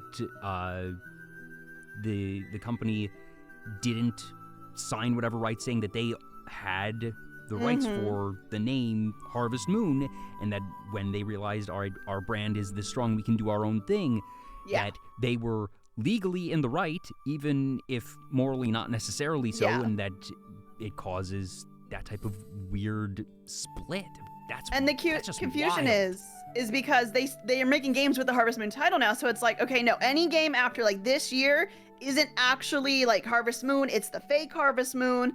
And after this year, you want to play Story of Seasons. Like, it's crazy. Oh, gosh. And that's because so from what I've confusing heard, for the players. Yeah. From what I've heard, the Harvest Moon games that they've made using the name have not been good. So for people who don't know that it happened, it's like the series took a nosedive. They think that the series totally fell off. Yeah. When it really is just them stealing the name and making their own games with doing their own thing. Yeah. Wow. Yeah. So it's a lot. But I would have to say, I think one of my favorite ones had to have been Harvest Moon Animal Parade. And I'm really hoping that one gets a remake in Story of Seasons. Was there anything specific about Animal Parade that they did in terms of the design? Were there any new systems that they had? I think it was how interactive a lot of the animals were. So, like, you know, they played a bigger role, but also the pet feature. And having, like, them follow you around. I don't know. Something about that was just really nice. Well, that makes sense for a game called Animal Parade. Yeah, I really liked that one. And what system was that initially for? The Wii, I think. Okay, so it's been long enough. We can have a remake. Yeah. That's fine. Yeah, exactly. It is slightly upsetting to think about how old the Wii is, but that's an entirely different story. Yeah. Yeah. Speaking about Nintendo, though, have you heard about the Nintendo curse? Which one? The console curse. No. Ever since the Nintendo 64, every other console they release is a flop, and every other one is wildly successful. Oh, gosh. 64? Because GameCube amazing. Was down. GameCube was down. Wii did amazing. Wii U was down. Switch did amazing. So whatever comes next is in trouble. Yeah. Is gonna have a very big, heavy weight on them in terms of trying to actually pull that off. Yeah, that's right. And just, I maintain the GameCube was a good system. It was just... It was good. They didn't market it well. They didn't market it well, and it had two other phenomenal systems positioned against it. That the PS2 and the Xbox 360 were all-timers for their respective brands. Right. And that, like, I love the GameCube era. I have so many memories playing GameCube. I think that while its library is relatively small, it has a lot of really good gems. That the Wii U was a mistake. The Wii U should have been a peripheral addition to the Wii. Yeah. The GameCube, I think, is a really interesting case because they did a lot of little dumb things that actually ended up hurting them more than helping them. Like, one of the big things, because I watched a couple of documentaries about this, because I think this stuff is so fascinating, is the fact that they made the GameCube's default color purple. And that actually led to it flopping in the West specifically, because then it was seen to be a girl's console. Quote unquote girly, because rah, manly. Yeah. It's crazy. It's absolutely crazy to me. Yeah, oh gosh, I hadn't thought about that from that particular angle, but as soon as I was like, yeah, that would definitely, sadly, impact for the time things. that it was in? Yep. Absolutely. Absolutely.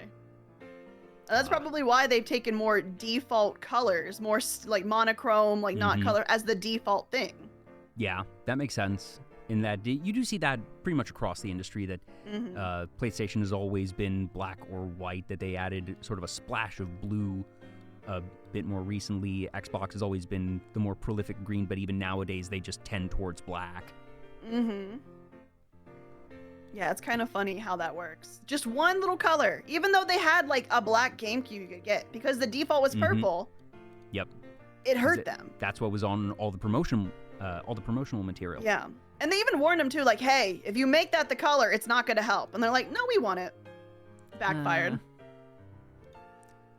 And then the Wii was just one of the most immaculate things ever, despite what was initially considered to be the wildest console name ever out there. Of just, like, because do you remember what the code name for the Wii was?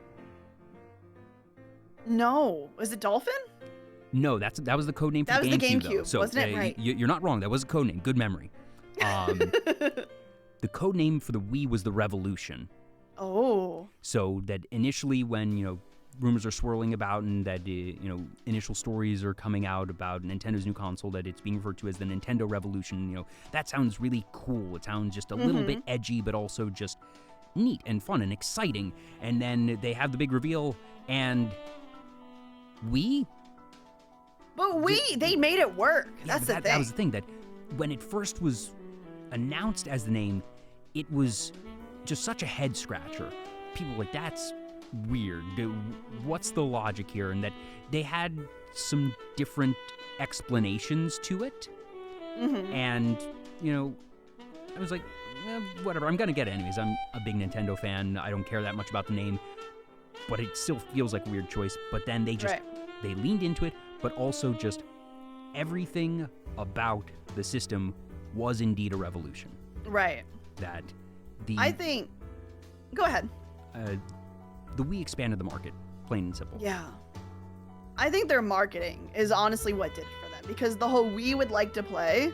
Yeah, like, that was the tagline. Those commercials sold it. They sold it. I don't know.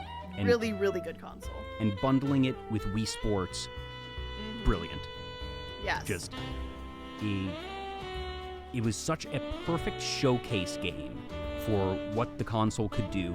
People bought the Wii just for Wii Sports. There were some people that didn't buy a single game retail because it came packaged with the Wii, and that was it. And that, families, grandparents, there were hospitals using it for physical therapy.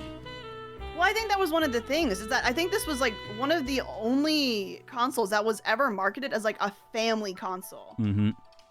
And that really did it, because that meant that like parents could play with their kids and like grandparents, and like there was never anything like that was marketed to be something that everyone could enjoy. Yeah. And that did amazing. Yeah, it expanded the market of gaming more than anything had up until that point.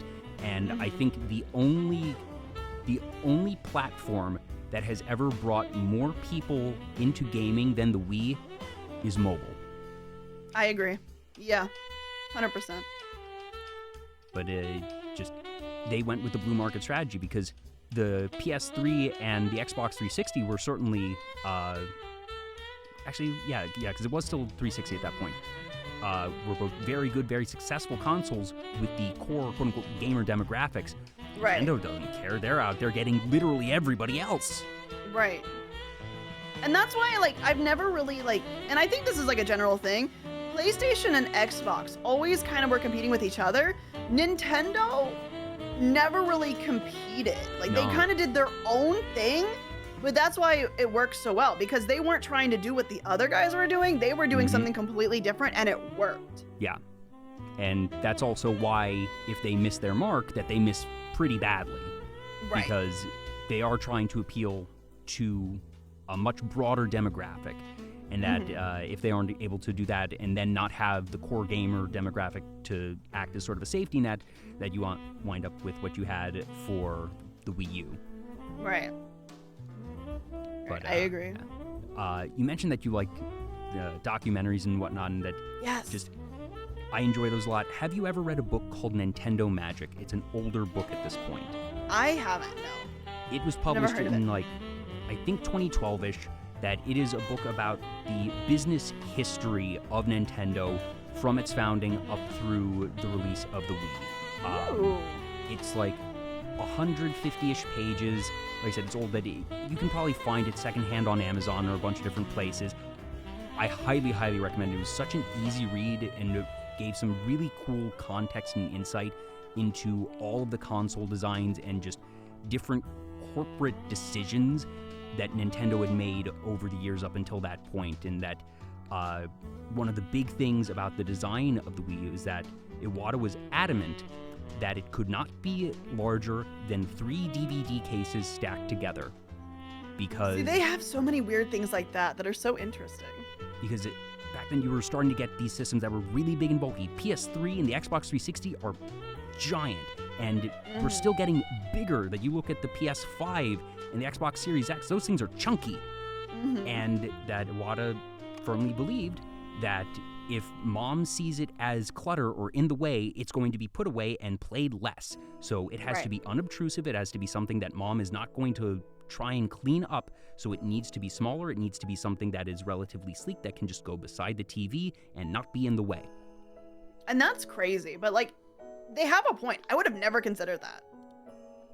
And just a lot of little things that make a lot of sense when you read them. And just Nintendo's other big strength that's really detailed in that book is how they use dated technology for gaming purposes.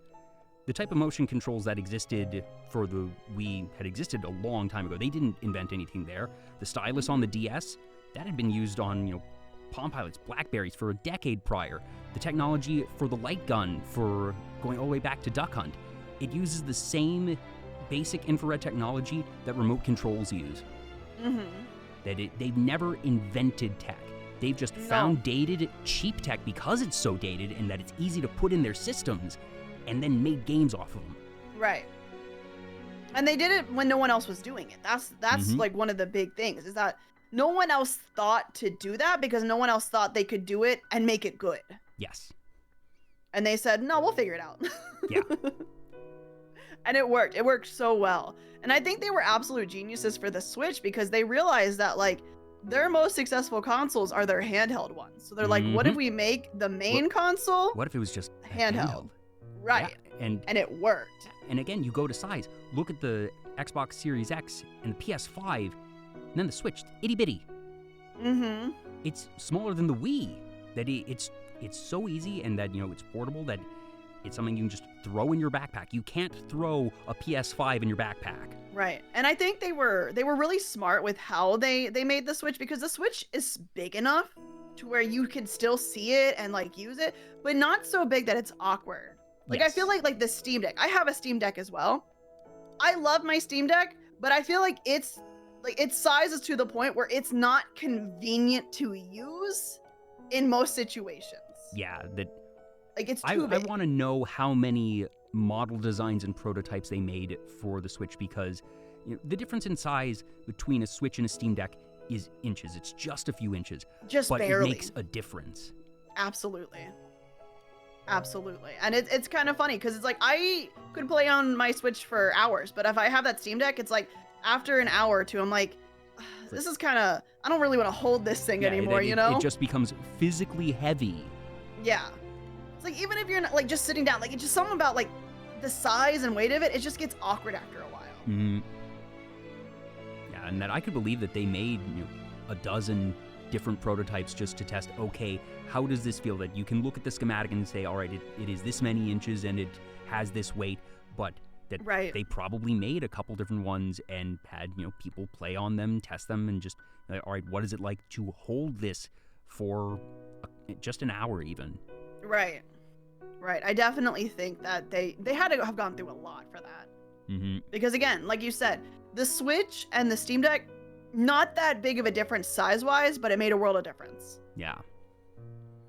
And just you can never guess what Nintendo is going to make next. That they could make something that is very similar or just completely off the rails. And I mean, yeah, their ideas are crazy. Like with the GameCube, how they put a handle on it so you could carry it around, and then they had like a bunch of celebrities pose with it at like the red carpet and stuff, holding it like that. It didn't do that well, but it points for the concept. It was a good concept. It's so wild. Like, okay, sure. It's like, is this made for like the children of divorced parents? Where are we taking it?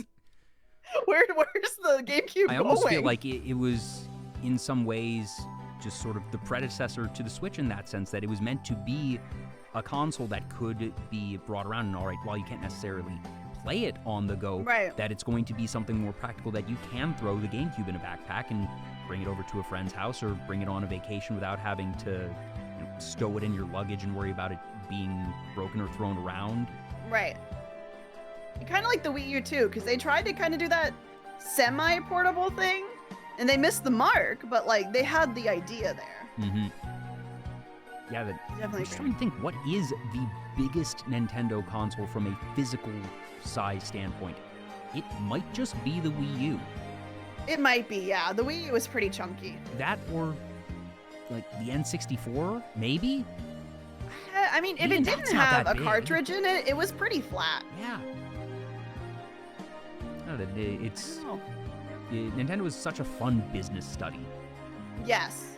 Especially since, like, at this point, they're kind of lucky to still be around with how many, like, bad marketing decisions they make sometimes. Like, yes, let's name the new console Wii U. No one will get confused about that, Well, right? I understand, all right, part of the point is you're trying to build off the success of the Wii and have it be a recognizable brand name unto itself. Mm-hmm. But then it kicked them in the butt, and like you said, that it caused more confusion than anything, because people thought, because at the same time they were doing the DS, the DSi, the DS Lite, the 3DS, which was just iterations on the same effective console. Mm-hmm. And that's not the first time they've done that, too. Yeah. You got the Game Boy, the Game Boy Advance, the Game Boy Color, Game Boy Advance SP. Like, Mhm.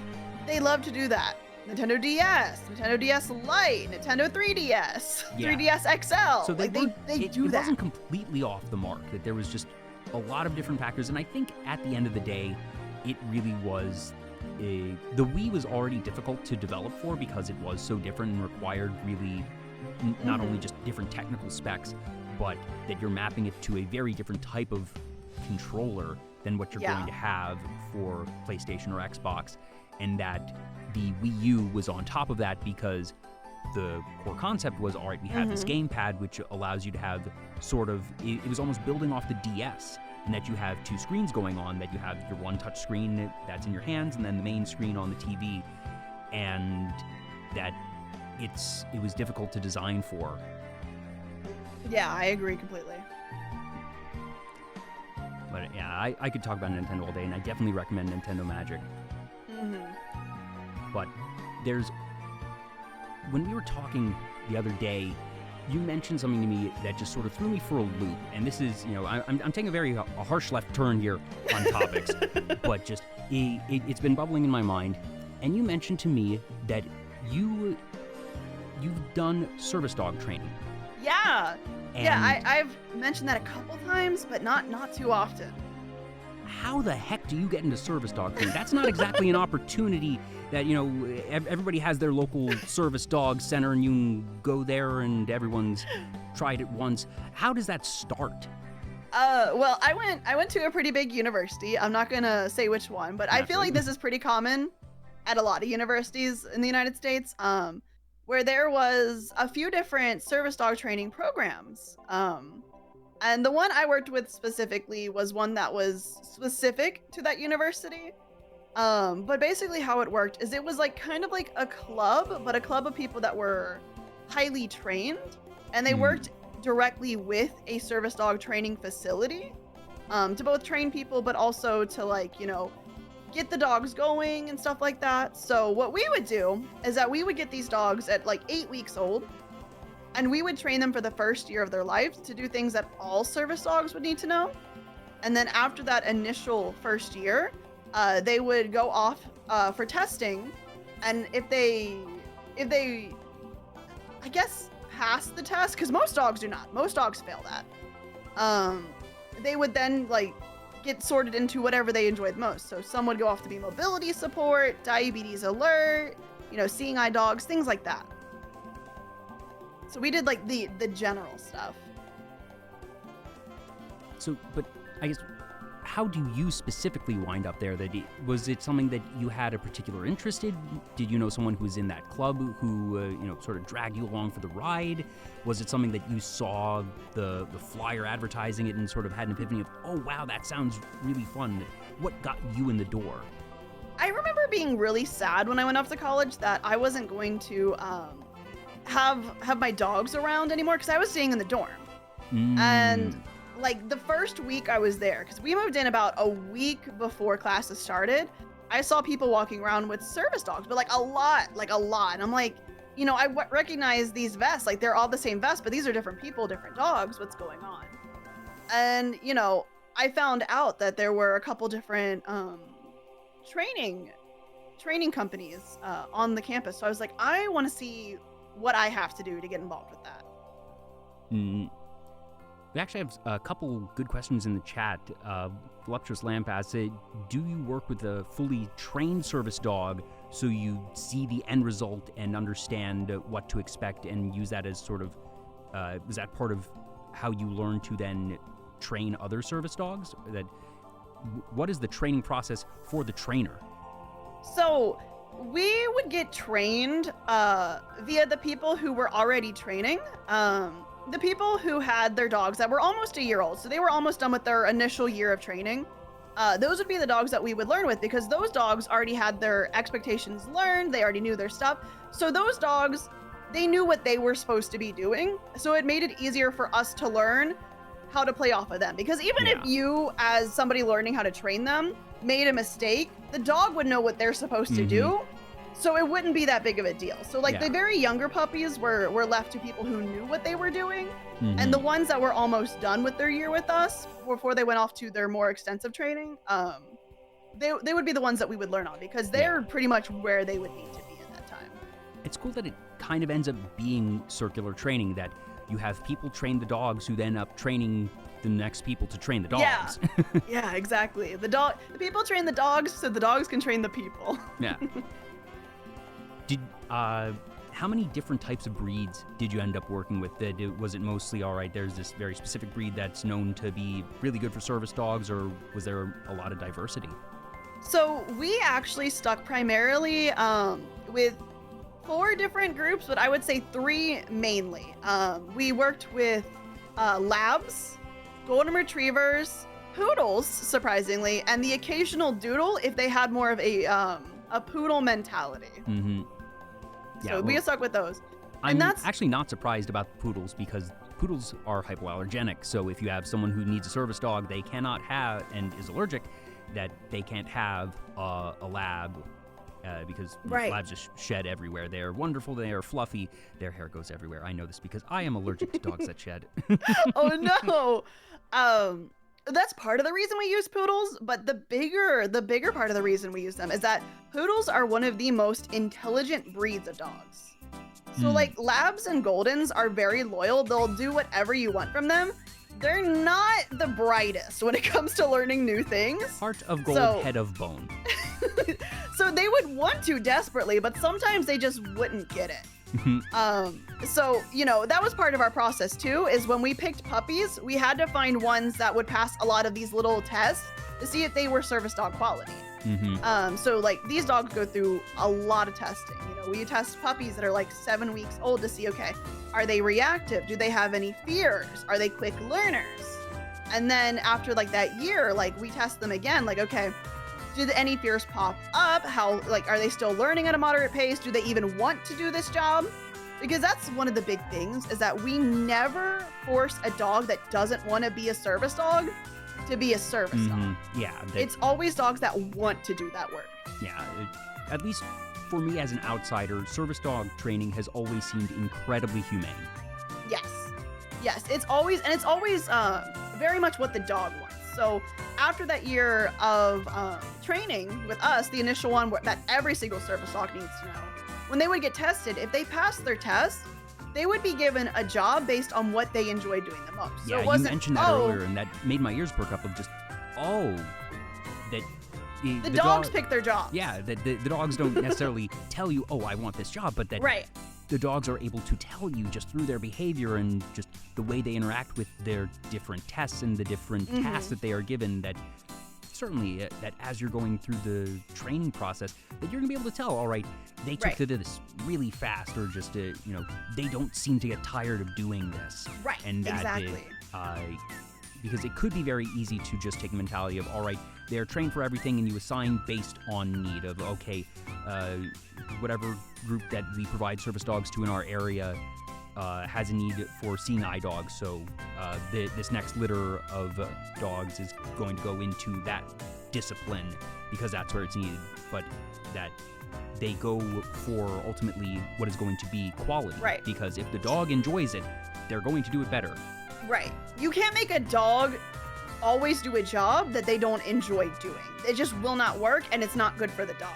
Yeah. So, like, if you're, like, on a list, because what it is that if you need a service dog, you typically will not get them for a few years, because there is such a high demand but low turnout of service dogs in the country in general that you basically go on a list. So you may be, like, the next person to get, like, a diabetes alert dog.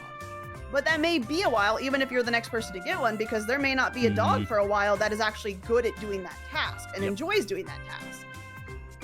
And ultimately, that's benefiting the person who needs a service dog, because you're going to want a service dog, hopefully for life, the one that is going to be there and be very good at it. That is the same reason that firefighter training is notoriously difficult. That the pass-fail rate on that is incredibly low, but that's because you need only the most physically fit people to be firefighters, because if you don't have the best people doing that, everyone else is literally going to be at risk, including the firefighter.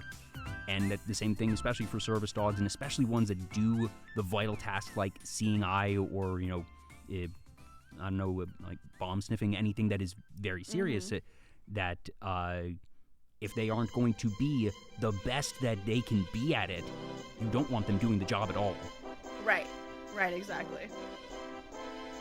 Did you find that, this one's from Dickless Rage, did you find that any particular breed of dog seemed to be better at a job, whether that be just in your own personal experience, or that the group you worked with sort of took any data or stats on that? So, it really just depends on the dog themselves, their personality. But there were some things that we just wouldn't allow some dogs to do. So, like, for example, the odds of a poodle being mobility support are very, very low, because poodles are not a very, thick, strong, muscular breed.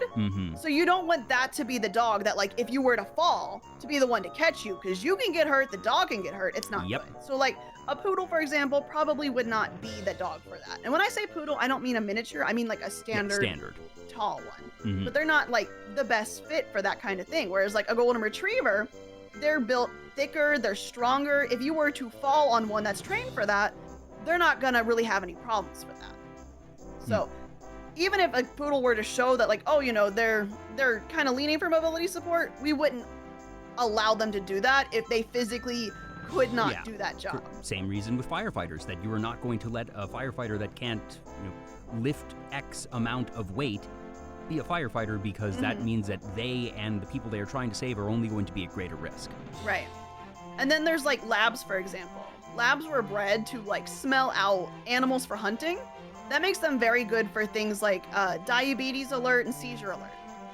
Because how service dogs actually detect for those is that when somebody's blood sugar is too high or too low, they actually smell different. Same with seizures. We've actually found that minutes before a person has a seizure, they actually emit a very faint smell. And that is how the dogs are able to tell that you are about to have a seizure. So labs typically do well for that, mostly because they are so smell orientated. So it's a lot of things like that.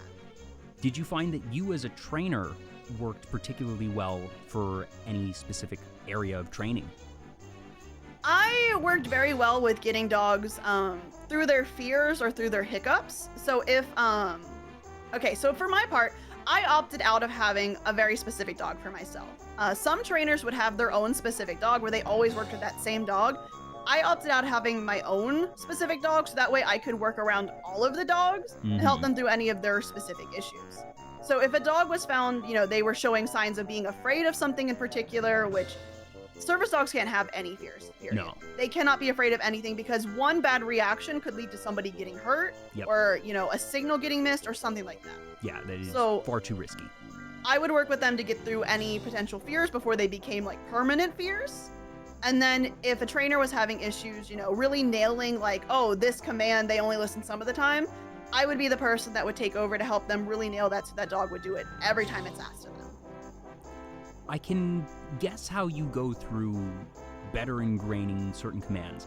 How do you help a dog get over their fears? It's partially exposure, but it's exposure in the right way. So one a lot of people don't think about is elevators. Elevators are a terrifying concept to a service dog because they go in it and they do not understand what is happening. Suddenly things feel different. We feel like when an elevator goes up and down. Yeah, it but feels know like what gravity that is shifting a little bit. Yeah, we know what that is. But for a dog, they have no idea what's happening.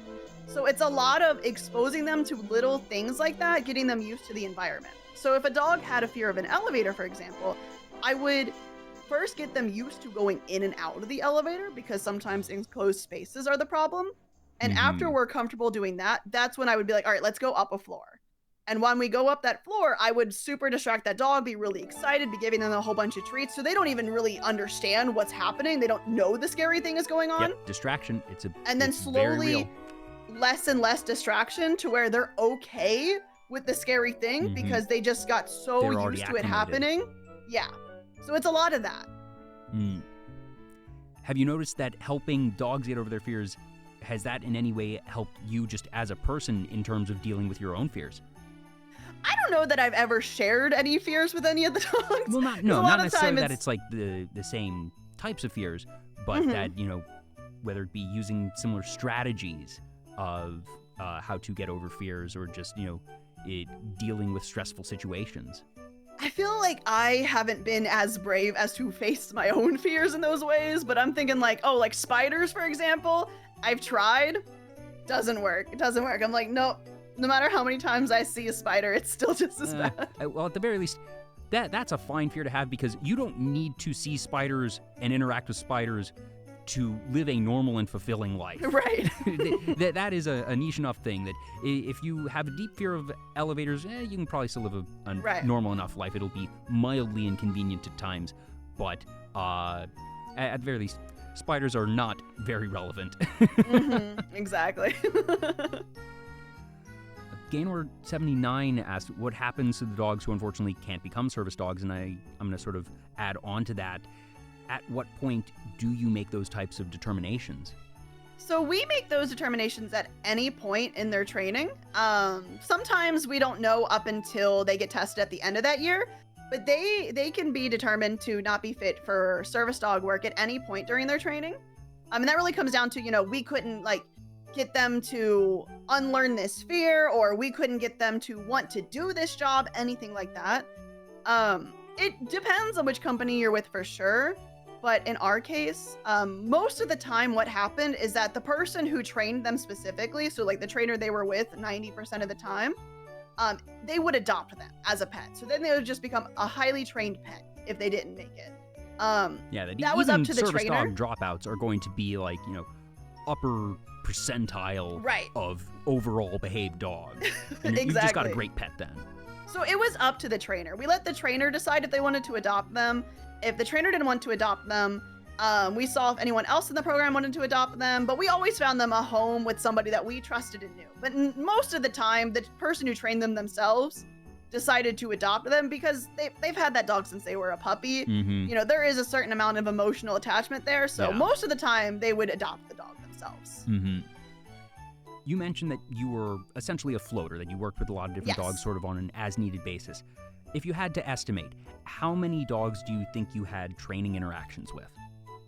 So I did that for 4 years, and I would say in those 4 years, considering we weren't a huge group because we focused on quality over quantity, I would say probably about 20 to 25 dogs.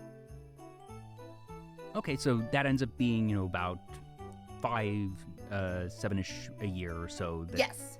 And 4 years, so you stuck with this throughout your college career. Yes. And that it seems that it was pretty much an end-to-end thing, because you mentioned essentially discovering this group after moving in before classes even started, and then it seems you got involved in pretty short order. How many hours a week roughly does that end up being in terms of commitment? It depends on the person. Some people took more hands-off approach, and they were what we had sitters. So we had our trainers, and we had our people who would work on those things, and then we had another group of people called sitters who were trained like the trainers, but would specifically watch the dogs when none of the trainers could. So, you know, it's like, oh, if this trainer has to go to a very important lab and they can't bring the dog with them for that because they can't focus on doing the lab and making sure the dog does everything they're supposed to do, they would go to them, things like that. For a sitter, I would say it would be entirely up to them. They could have absolutely nothing a week or up to like 10, 20 hours. It just depends on how much they wanted to do. I was an officer of the program, so I was probably putting anywhere between 40 to 50 hours a week. Oh, wow. So this really was your primary extracurricular activity in college. Yeah, I spent a lot of time doing that. And like, you know, I was a floater, but I focused a lot on training and doing a lot of the long-term sitting. So if a trainer was going on vacation or something and their dog wasn't quite ready to take that kind of training exercise, I would have the dog. So sometimes I would have a dog for a week, 2 weeks at a time, with specifically just me. Sometimes I just had a dog when, you know, for a couple hours to work through like some problems they may have had or to solidify some things. It really just depended on what was needed at the time. Who got to name the dogs? The actual group named the dogs. So the trainers, when they were picked, which we would only ever pick people that were qualified. So if we had 5 people that qualified in a semester, 5 people would get a dog. If we had 1 person who qualified, 1 person would get a dog. Yeah. The group would name them, and then they would surprise the trainer with their puppy. Oh, that's kind of cute. Yeah, so the trainers knew the puppies were coming. They just didn't know what breed or what name or when. That's fun, and I like that you all are able to add those elements of fun and surprise and really memories to the process. Yeah, it was a lot of fun, but it was very serious. Even the sitters, we wouldn't just take anyone on to be a sitter. No, if you didn't pass the written and physical tests, you did not get to do it. Yeah, you all are doing just incredibly important work. That they're just the reason that service dogs continue to be a thing is because they are so effective and they are so impactful to the people that they serve. And exactly. That, obviously, the people that train those dogs, that you know, it's an incredibly it's a very charitable thing. It's a very generous act to take your time to do that. And obviously, I assume that it was a great deal of fun as well, that, yeah, you get to work with dogs. Right. And that if you're someone who enjoys dogs and animals, that it probably doesn't feel like as much work as it could. It's Definitely. Certainly real work. It is, like, I haven't done it. I know it's real work. But it probably is, you know, helped at least a bit of just, if you're an animal person, it's going to not be quite as taxing as if you are someone who doesn't really enjoy animals. Right. And it definitely was fun. Like, it was hard work, but it was because I enjoyed it that I did it. Yeah, like, no, it was you wouldn't always have done it nice. for 4 years if you weren't having fun. Like, it was always nice to, like, take a dog to class with me, because it's like, oh, it went from being a boring class to now I've got one of the dogs with me in class. Stuff like that. Or I took a trip to Disney with a couple of the trainers, and we took a couple of the dogs for their training to Disney to see if they could handle large crowds and being out in that all day long. Okay, that explains the question from Voluptuous Lamp, because they put in the chat, do you think Disney World ever opened more service dog bathrooms? And I saw that and I was like, that's kind of random. I don't know if I'm going to ask Ari that, because it seems very specific. Why would she know that? And now I understand, because there is a specific story behind it that they already knew. I don't think so. From my understanding, the parks have 1, maybe 2 at most, service dog bathrooms, but outside of that, Disney was incredibly accommodating when we were there. It is not uncommon for people to train service dogs at Disney because of the sheer amount of people that are there. It's an incredible crowd training opportunity. If you want the just high intensity environment that you know is going to be really, really safe, that's it. And that's what we would do. But Disney was very accommodating, because even though they knew that we were simply training the dogs and that us ourselves did not have any disabilities, they would give us accommodations to make sure that the dogs were as comfortable as possible. So, Yeah. Disney is in Florida. It's very hot there. The sun is very overbearing. The grounds are very hot. They would a lot of times, for those like lines that were outdoors, allow us to skip the line in order to make sure that the dogs did not stand in the beating sun for hours. Yeah. So they were very accommodating, very Mhm. sweet about that. And that's good because also that's going to be a better training environment because it's going to be more representative of what would happen when they are with the people with disabilities. Right. That it's not practical to train them in a different environment. Right. So, very good there, but no, probably only 1 or 2 still per park. Do you have any recommendations for people who might want to get into service dog training that aren't in college? Do you know, are there particular sites or organizations for people that might be interested in that? All I can really say is see if there's anything local. Unfortunately, at this point in time, there's probably not even one facility per state. So it really just comes down to, are you in a highly populated area to see if there's one around you? Reach out though. I can't speak for every single facility, but the ones I have worked with and seen in my time, they are always looking for volunteers. You might not get to work very specifically with training them, but they always need volunteers for something. And I wanna emphasize that I did not get paid for any of the things I did. It was purely volunteer work. It is a very difficult thing to get into as a paid career. Yeah, not surprised to hear that, but that, like I said, it's such important work, and that's why I said that doing what you did and giving so many hours a week for 4 years, that in and of itself is a very selfless thing because just, all right, you worked with, you said about 25 dogs. That's at least 25 people's lives that you impacted. And you might not ever know the names of those people or just specifically how they were impacted, but you made a difference. You made a really real difference. And I know where some of them have ended up. I know a few of the ones that I worked with personally have become mobility support. I think at least one of them has become diabetes alert. So I'm very proud of the dogs and proud of the work that I put into that for sure. Oh, that's fantastic. This was one topic I was really looking forward to because when you brought this up when we were chatting, I was just like, hey, this is episode 134. I have never talked about service dog training with anybody else, and I don't know how long it's going to be until I do that again. And just, it's such a unique experience and such a joyful one, I have to assume, that it's so cool, and that I'm really glad that you were able to have that experience, and that, like I said, it's not something that everybody necessarily thinks of, but everyone knows of service dogs, that the concept is very widely recognized and accepted, but it's just one of those things that you don't always think about. All right, they go through training, but then also how does one become a trainer, that specifically, and then what's it like to go through that process of training is not hidden, but it's behind the curtain.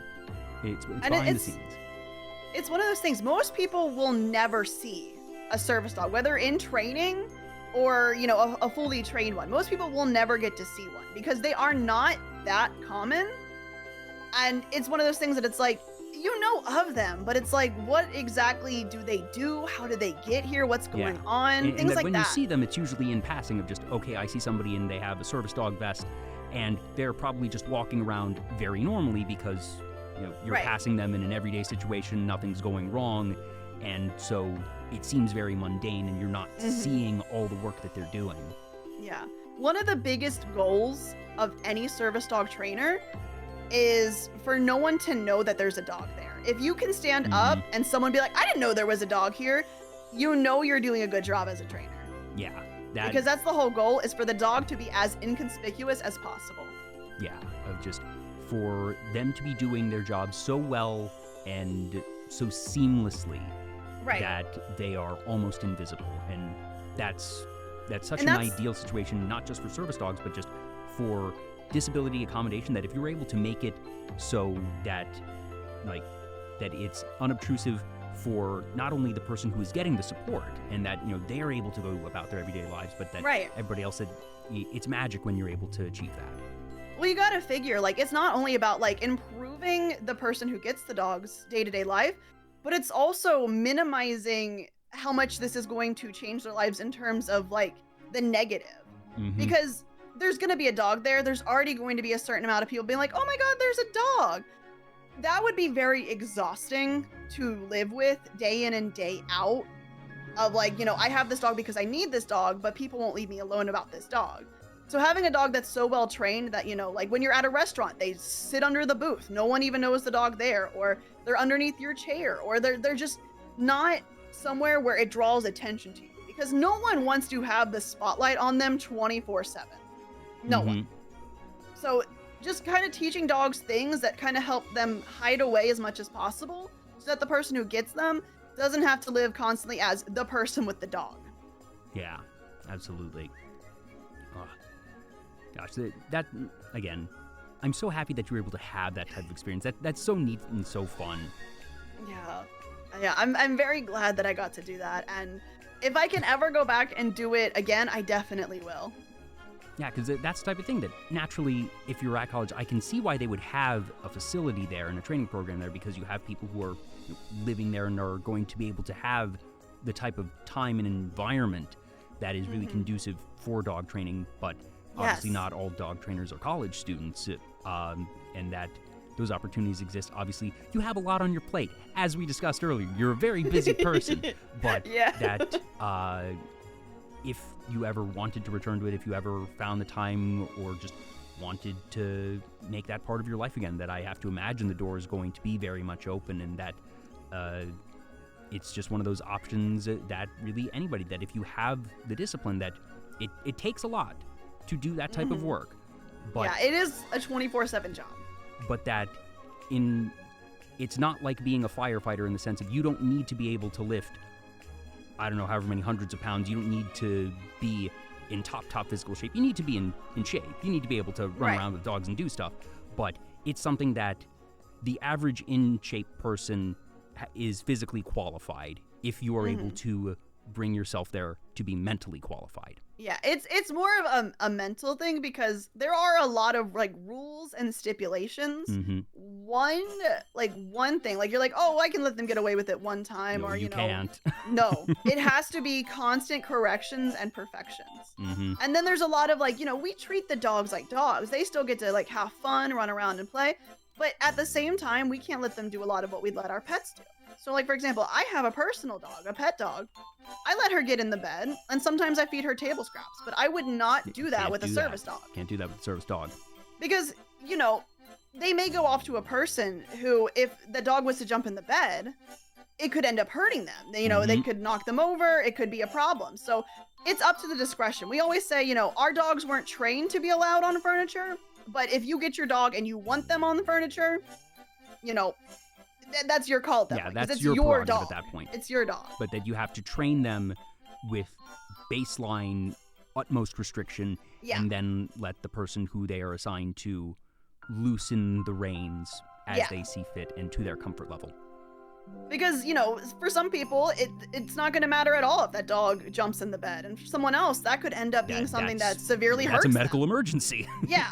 So it's a lot of like strict, like, oh, you know, I can't let like the dog like do the thing I would let my pet dog do. But that's not to say that they don't get to be dogs. Yeah. I would say the golden area, like the golden time frame of training is 15 to 30 minutes.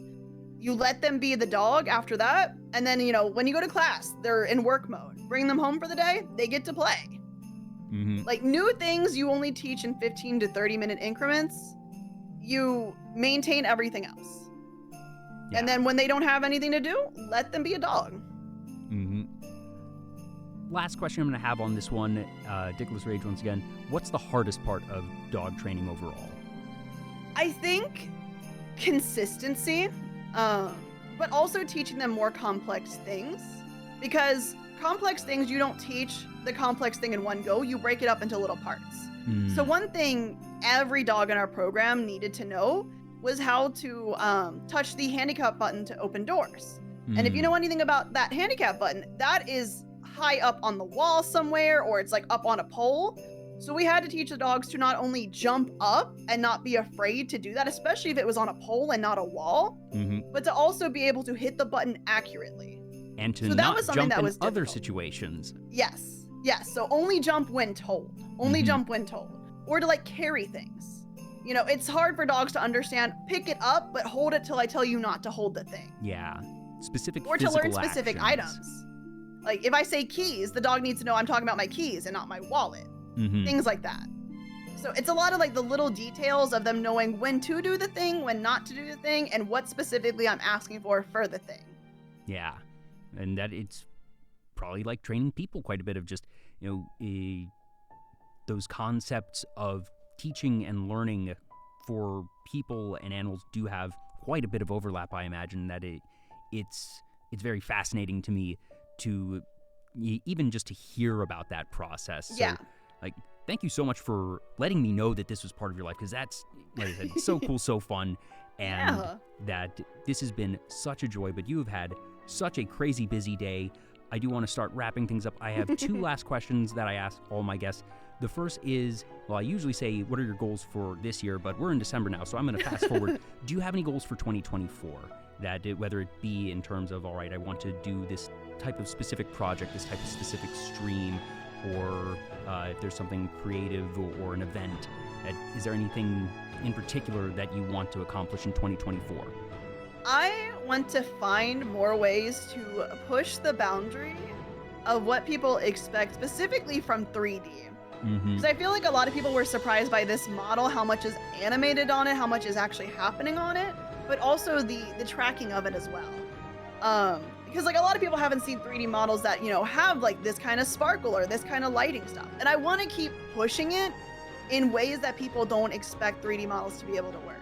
Yeah, we didn't even get to talk about all the stuff that you do in VR chat, and just that from a baseline that I think a lot of stuff in VR chat in terms of just interaction and model design and movement is actually going to end up informing Vtuber tech. Yeah, for sure. And I assume that this model is VR chat compatible? Yes, this model is in VR chat. Very Not nice. currently, but Yeah. there is a version of it in VR chat. Oh, that's very exciting. That I think that that is going to end up being a pretty big frontier for VTubing as a whole in the coming years. So I'm very excited to hear that that's a area of interest for you, and I think that there is a lot of ground to be explored and a lot of fun new concepts to be discovered that just, like I mentioned, we're still in the Wild West. There's still so many things that we haven't even thought of thinking of. And that's half the fun for me, is just a host and a VTuber fan of seeing all the new crazy things, because we couldn't imagine 2 years ago the type of tech that we have in VTubing now, and we cannot imagine right now what we will have in 2 years. Exactly. And I can't wait to push the boundaries and find more ways to implement 3D in full body. Absolutely. And the last question I ask all my guests is, what does being a VTuber mean to you? And that's not what does it mean to be a VTuber, but VTubing means different things to different people. I've had people say being a VTuber lets me get in touch with my inner child. It lets me be someone I can't be in real life. It's an outlet for my creativity. I've had others take a more clinical approach and say, it's a mask that I wear. It's a tool in my tool belt as a content creator that I don't feel a deep emotional connection to my model, but I wouldn't want to create without it because of all the cool things I can do, and that I love the technical side of all of it. And those are two pretty polar answers, but anything in between or even beyond is totally valid. There's no wrong way to be a VTuber. So for you, Arielle, what does being a VTuber mean to you? I would say it's two big things for me.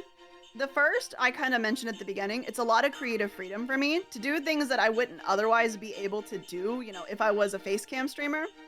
But I think aside from that, I feel like it's also in a way a social blanket for me of sorts, because I feel I have a lot of social anxiety, and I feel a lot of people don't know that about me because I seem very extroverted and open and bubbly, and I am to an extent, but the confidence I have when streaming and when VTubing is a million times more than it is when I'm offline.